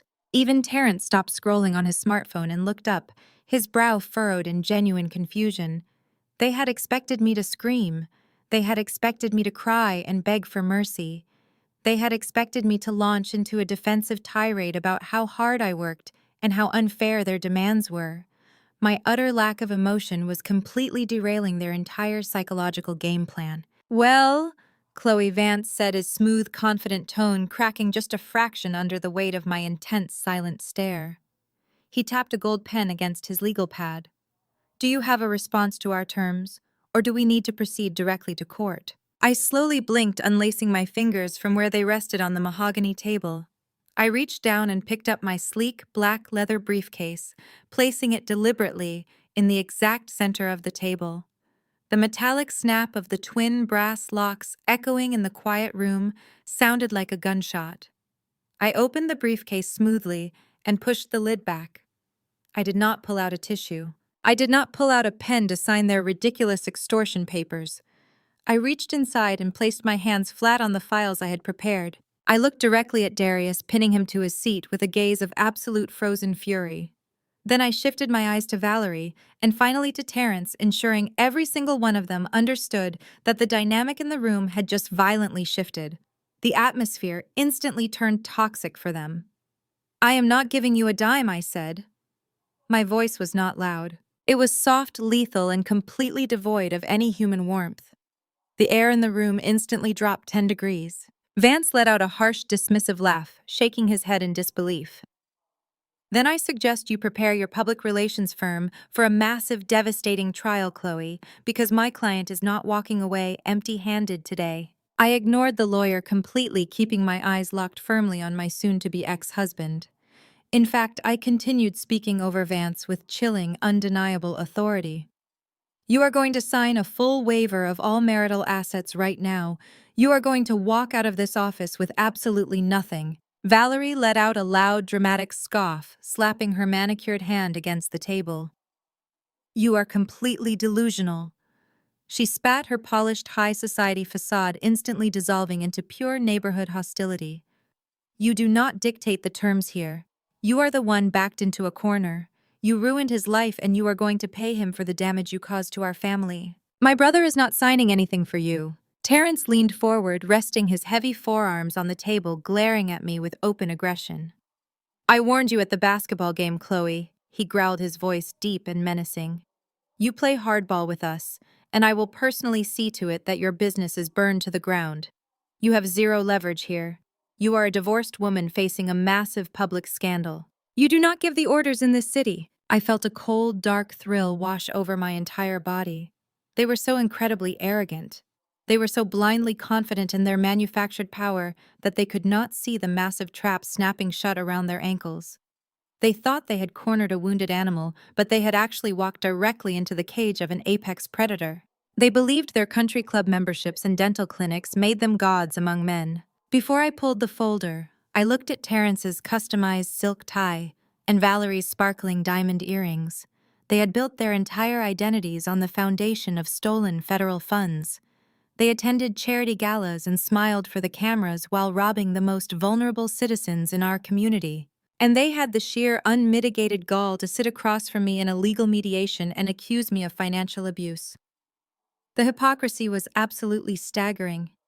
I felt no pity for what I was about to do to them. I felt no hesitation about ruining the fraudulent legacy they had built. In the world of crisis management, you learn to detach yourself from the personal implications of destroying an opponent. You view them merely as obstacles to be removed.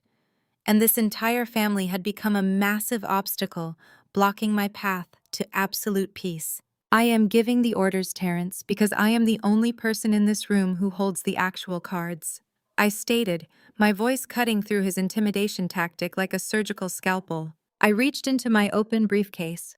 I bypassed the standard divorce petitions and the financial disclosures that Marcus had drawn up. I gripped the thick red tabbed folder that Maxine, the forensic accountant, had handed me just 3 days ago.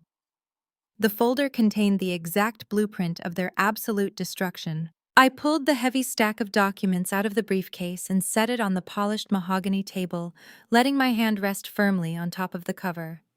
The execution was about to begin. I slid the red tabbed folder across the mahogany table toward Terrence. The heavy file glided smoothly and stopped in front of his hands. Terrence let out a condescending sigh, adjusting his tie. "What is this, Chloe? Your public relations portfolio. I told you I am ruining your business. A resume will not save you."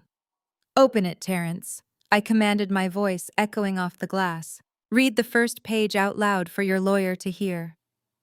Reginald Vance frowned, reaching out. "My client is not obligated to review external documents bypassing legal discovery. Hand disclosures directly to me." This has nothing to do with financial disclosures, I said, keeping my eyes locked onto Terrence. This is a courtesy preview of a federal indictment. I suggest you open it, Terrence, unless you want me to recite the bank routing numbers from memory. Terrence flipped open the cardboard cover.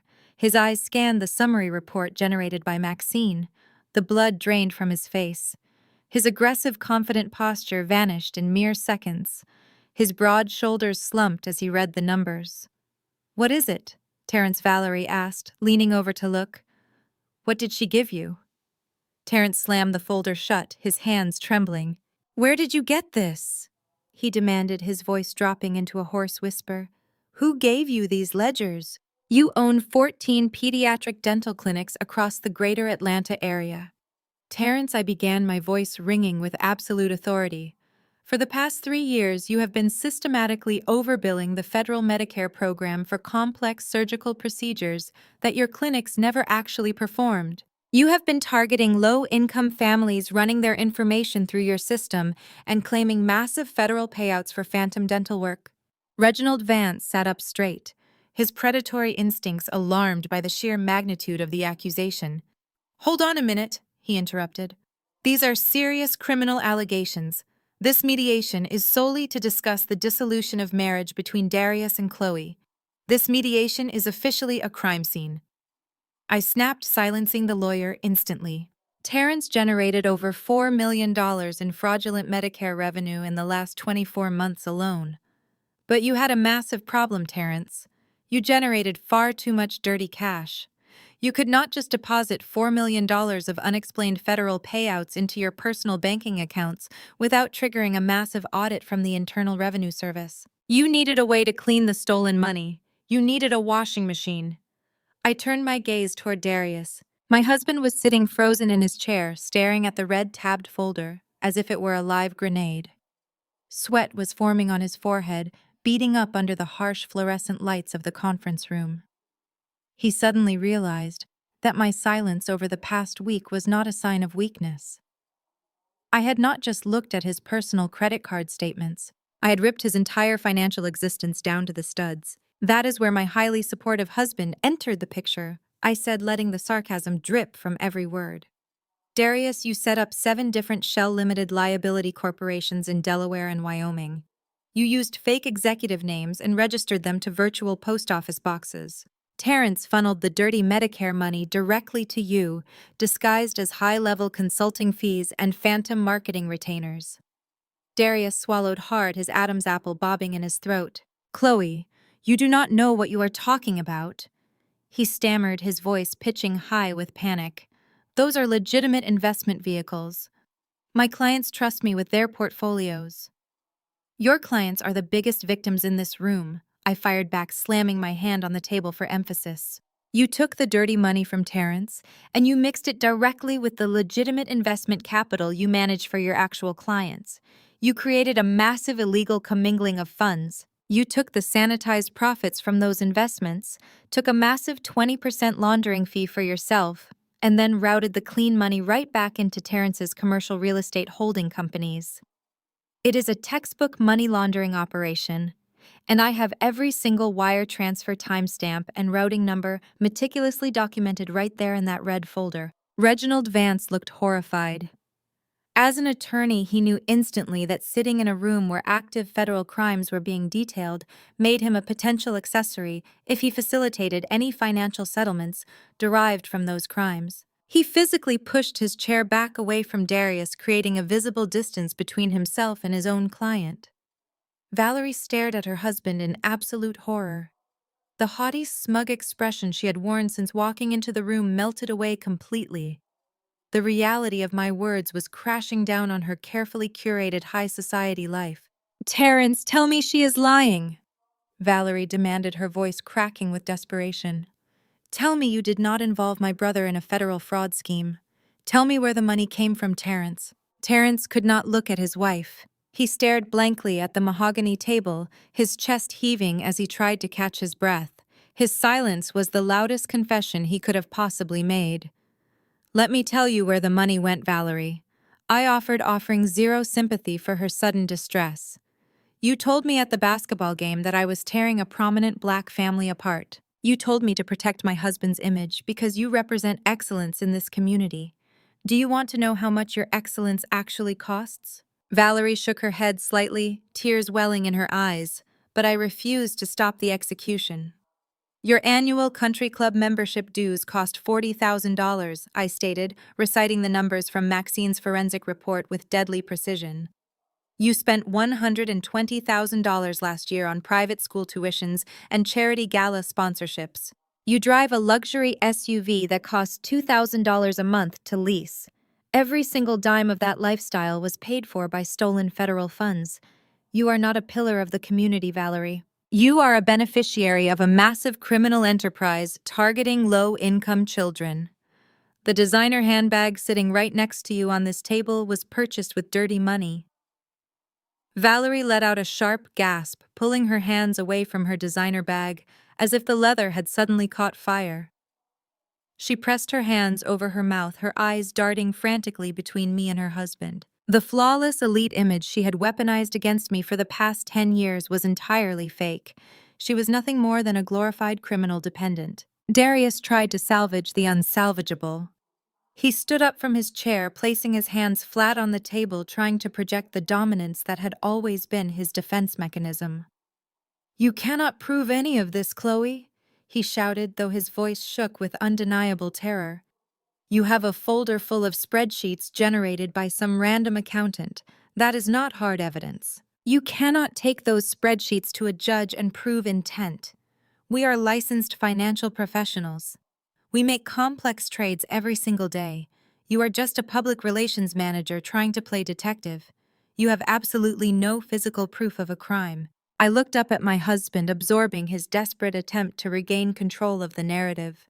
He was clinging to the hope that my investigation was purely digital. He truly believed that because he had hidden his tracks behind encrypted accounts and shell companies, that he could talk his way out of the indictment. He was banking on this fact that the most crucial piece of evidence, the physical written ledgers that proved the entire conspiracy beyond a shadow of a doubt, was still safely hidden away in our suburban mansion. I leaned back in my chair, crossing my arms over my chest, and letting a slow, victorious smile spread across my face. I had been waiting for this exact moment for over a week. The look of absolute terror in his eyes was going to be the greatest reward for every single tear I refused to shed. "You are right, Darius," I said softly, my voice echoing clearly in the stunned silence of the conference room. "Spreadsheets alone do not prove intent. Federal prosecutors always want physical evidence. They want handwritten notes. They want original bank receipts.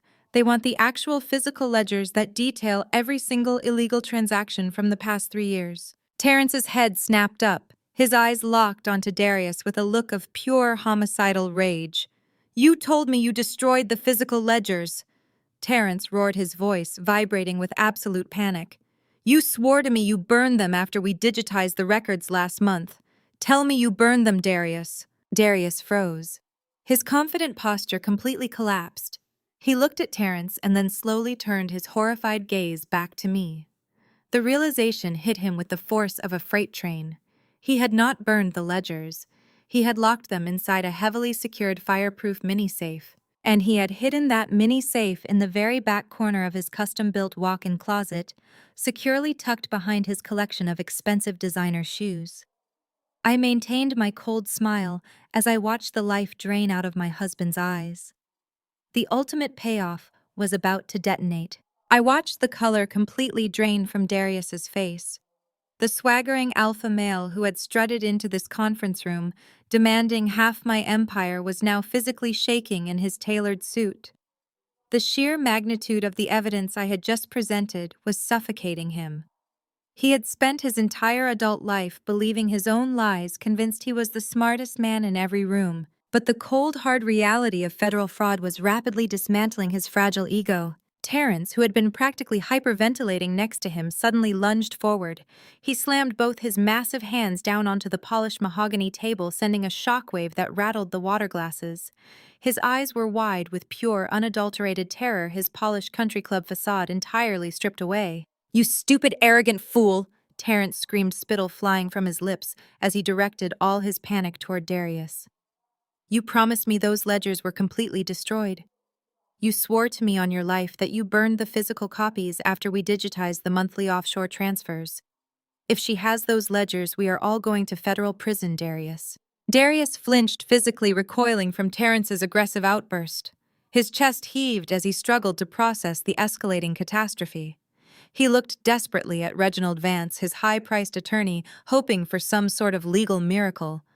But Vance was aggressively packing his leather portfolio, his face set in a grim mask of self-preservation. Vance wanted absolutely nothing to do with active, ongoing federal crimes. Chloe, you do not understand, Darius stammered, his voice pitching high defensively, trying to regain some semblance of control over the disastrous situation. He pointed a trembling finger at the red-tabbed folder resting under my hand. That folder is just a bunch of fancy spreadsheets generated by some expensive accountant you hired. It proves absolutely nothing. Spreadsheets can be manipulated. They can be fabricated to look like whatever you want them to look like. You cannot walk into a federal court with some printed-out Excel documents and accuse us of money laundering. You need the original physical source documents to prove intent. You need the actual handwritten ledgers showing the specific patient billing codes and the corresponding transfer routing numbers. He paused, taking a ragged breath, his eyes darting frantically around the glass-walled room. And you do not have those ledgers, Chloe. You cannot possibly have them, because they do not exist anymore. I destroyed them months ago, just like I told Terrence. You are bluffing. You are trying to scare us into dropping the divorce settlement demands. I slowly laced my fingers together, resting them gently on top of the red folder. The desperate, pathetic hope gleaming in his eyes was almost pitiful. He truly believed he had found a loophole, a technicality that would save him from the devastating consequences of his own hubris. He thought he was playing three-dimensional chess while I was playing checkers. Darius Fry said, my voice soft, melodic, and lethally calm. Do you really believe I would walk into a hostile legal mediation, sit across from a shark like Reginald Vance, and accuse my own husband of a massive federal conspiracy without possessing the absolute, undeniable physical proof required to secure a conviction? Do you really think I am that careless? I leaned forward, closing the physical distance between us across the wide mahogany table. I locked my eyes onto his, forcing him to confront the absolute certainty radiating from my gaze.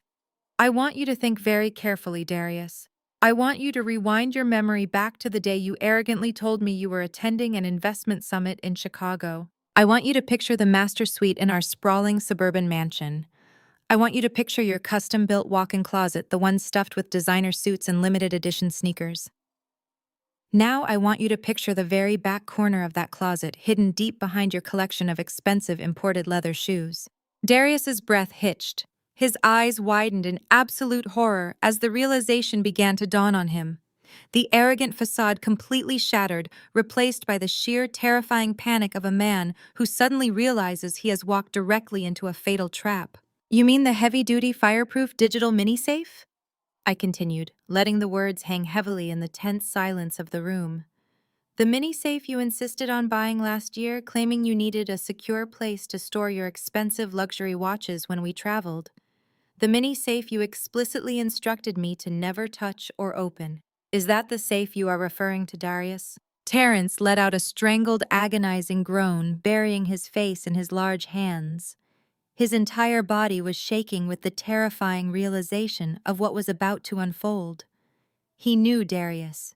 He knew his brother-in-law was lazy, arrogant, and prone to cutting corners.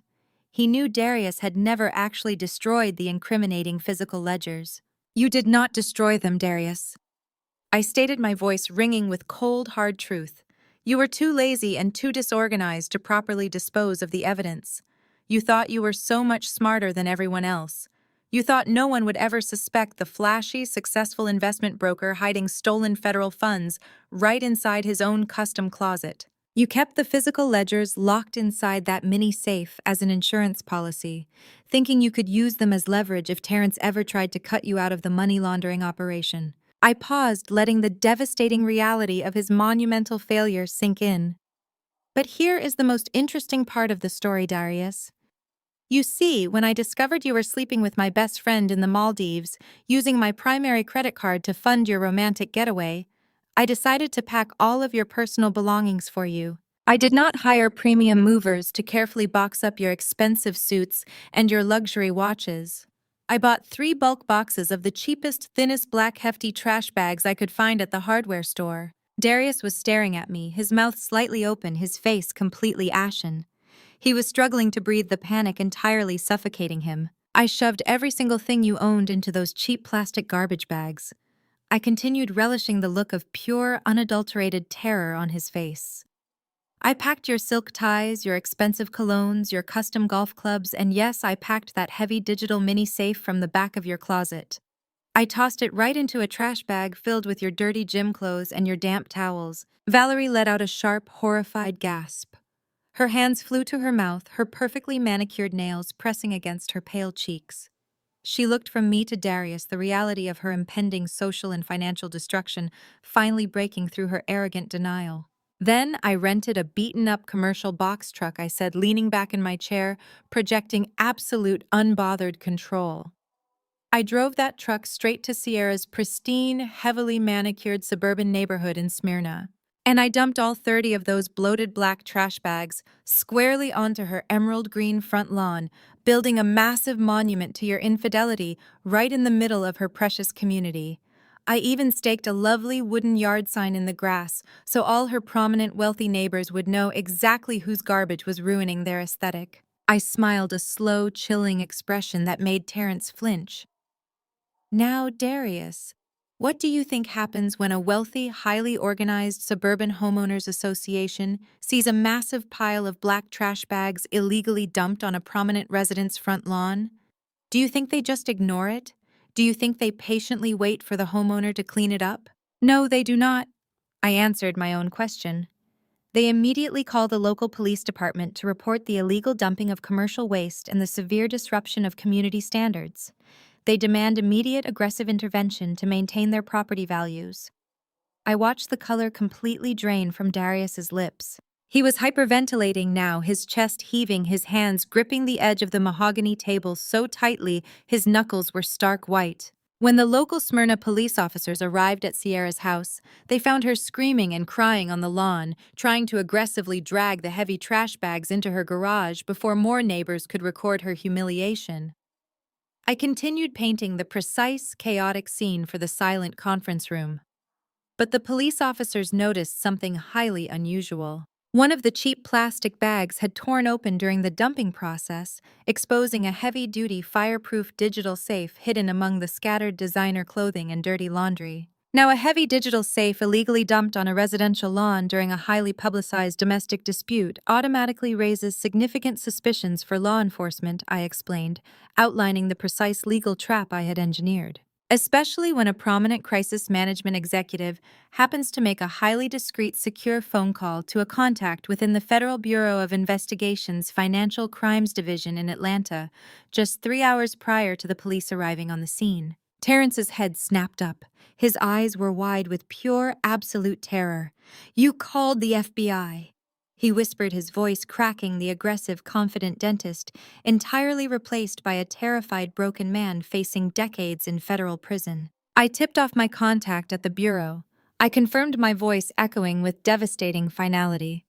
I informed them that local law enforcement was currently responding to a disturbance at Sierra's address. I suggested they might want to secure the heavy digital safe located in the pile of discarded property, as it likely contained the physical handwritten ledgers detailing millions of dollars in active ongoing Medicare fraud and money laundering tied directly to your dental clinics, Terrence.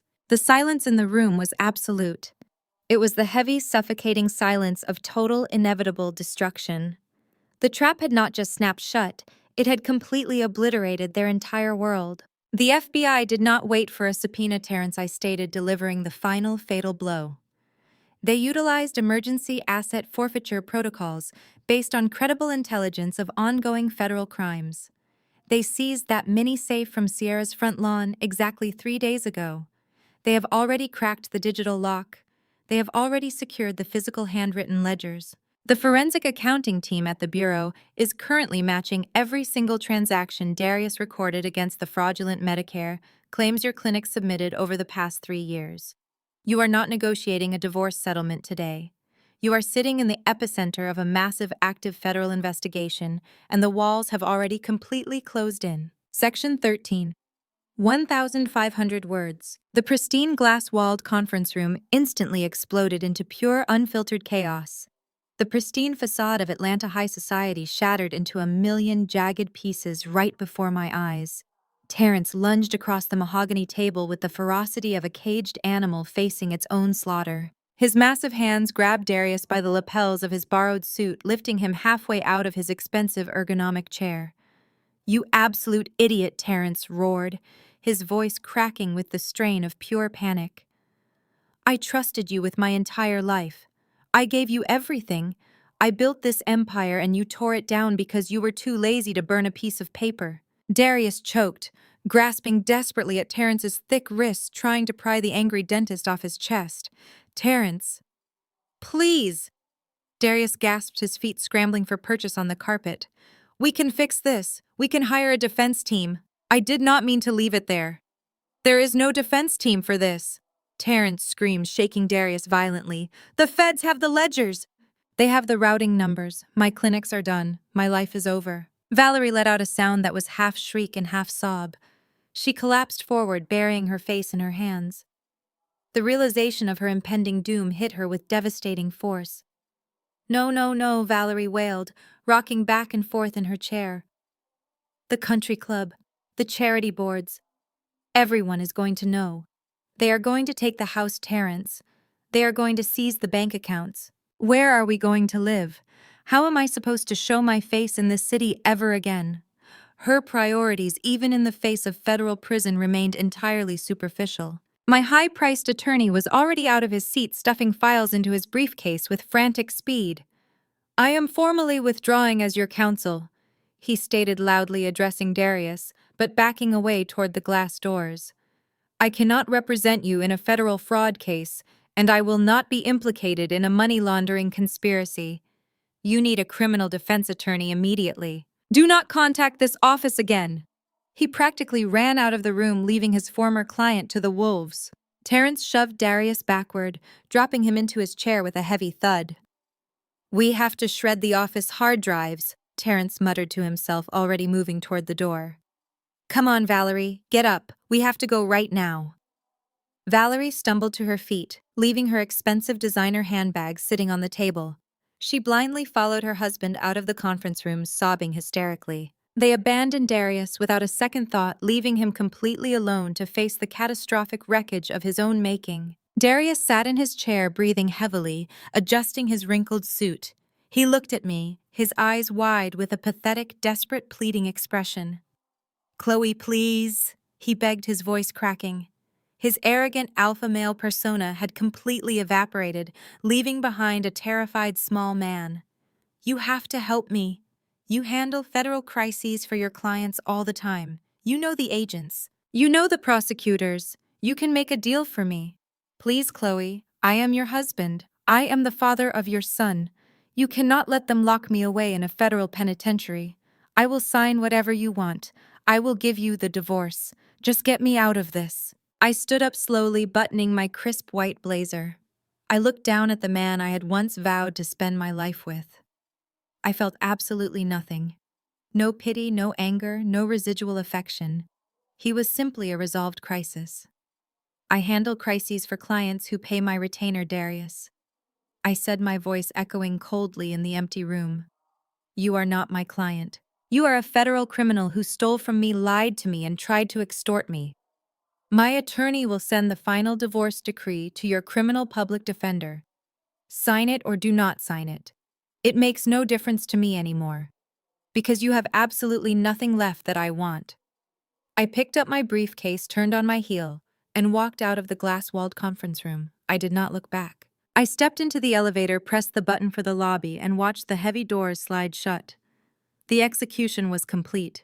Exactly 2 weeks after I walked out of that mediation room, the federal government executed a highly coordinated, massive takedown of Terrence's entire corrupt empire. I watched the breaking news coverage from the pristine comfort of my high-security downtown penthouse. Federal agents wearing dark windbreakers with bold yellow letters raided all 14 of Terrence's pediatric dental clinics simultaneously. Terrence was arrested at his sprawling Buckhead estate wearing his expensive silk pajamas. He was placed in handcuffs and escorted out of his front door right in front of his wealthy, horrified neighbors. Valerie's worst nightmare became a highly broadcasted reality. The federal government immediately froze all of their domestic bank accounts, seized their luxury vehicles, and placed a federal lien on their multi-million-dollar mansion. The prestigious country clubs instantly revoked their memberships and completely scrubbed their names from the donor walls. The elite Atlanta high society circle dropped Valerie faster than a terrible habit. She became a total social pariah overnight. Darius and Sierra faced an equally brutal reckoning. They were formally indicted on multiple federal charges, including wire fraud conspiracy to commit money laundering and tax evasion. Sierra's personal bank accounts were completely seized by the government because they had been used as temporary holding grounds for the dirty Medicare cash. Sierra, the woman who had cried on social media, claiming she was an innocent victim of my emotional abuse, was suddenly facing 20 years in a federal penitentiary. When cornered by aggressive federal prosecutors, Sierra did exactly what a selfish, narcissistic person always does. She instantly turned on her so-called soulmate. Desperate to avoid a lengthy prison sentence and desperate to save her own skin, Sierra immediately agreed to turn state's witness against Darius. She signed a highly restrictive plea deal offering to testify in open court that Darius was the primary mastermind who manipulated her into opening the fraudulent bank accounts. She handed over every single text message, every incriminating email, and every single piece of evidence she had connecting Darius to Terrence's illegal operation. She threw the man she claimed to love completely under the bus, destroying his only possible defense strategy. Darius was denied bail because he was deemed a severe flight risk given his history of international travel and hidden offshore accounts. He was remanded to a federal holding facility where he would sit for months awaiting a trial he was absolutely guaranteed to lose. His reputation was entirely ruined. His freedom was gone, and the mistress he had sacrificed his family for was actively working to lock him away for decades. 6 months later, the toxic drama of Atlanta felt like a distant, fading memory. I sat on a beautiful private balcony overlooking the historic streets of Paris, France. The morning air was crisp and fresh, carrying the sweet scent of freshly baked pastries from the cafe below. I took a slow sip of my expensive chilled champagne, enjoying the absolute unparalleled peace of my new reality. My public relations firm was thriving more than ever. The ruthless, efficient way I had handled my own personal scandal had actually attracted a massive influx of powerful new clients who wanted my impenetrable protection. Malik sat across from me at the small wrought iron table. He was casually scrolling through a glossy brochure for an elite international university located right here in Europe. He looked happy, relaxed, and completely unburdened by the toxic masculine expectations his father had always tried to force upon him. "Mom, look at this engineering program," Malik said, pointing to the brochure with a bright, genuine smile. "They offer a dual degree program with a focus on artificial intelligence. I think I really want to apply here next year." "You can apply anywhere in the world you want, Malik," I replied, smiling back at my brilliant son. "We have the freedom to go wherever we choose." My secure cell phone vibrated gently on the glass patio table. I glanced down at the screen. The caller identification displayed a restricted local Atlanta number. Out of pure curiosity, I accessed the visual voicemail transcription application. The text populated the screen rapidly. It was a frantic, desperate message from Valerie. "Chloe, please," she sobbed. Her voice transcribed onto my screen in real time. "Terrence is facing 30 years. The government took the house. I am living in a cheap motel. The press will not leave me alone. Please, I know you hate us, but you are the best crisis manager in the city. I beg you, Chloe, please help me fix my image. I have nothing left." I stared at the transcribed words on my phone screen. A year ago, I might have felt a tiny shred of obligation to help my sister-in-law. But today, I felt absolutely nothing but cold, beautiful liberation. I did not listen to the audio file. I did not text her back to gloat. I simply pressed the delete button, wiping her desperate, pathetic pleas from my device forever. I turned my phone completely off and placed it face down on the table. I leaned back in my chair, raising my crystal glass of champagne. I looked out over the intricate, beautiful architecture of the city, directly at the towering iron structure of the Eiffel Tower gleaming under the bright morning sun. The air was perfectly still. My son was smiling, my empire was secure. I had executed the ultimate flawless strategy. And sitting there in the heart of Paris, I finally found my absolute unbothered peace.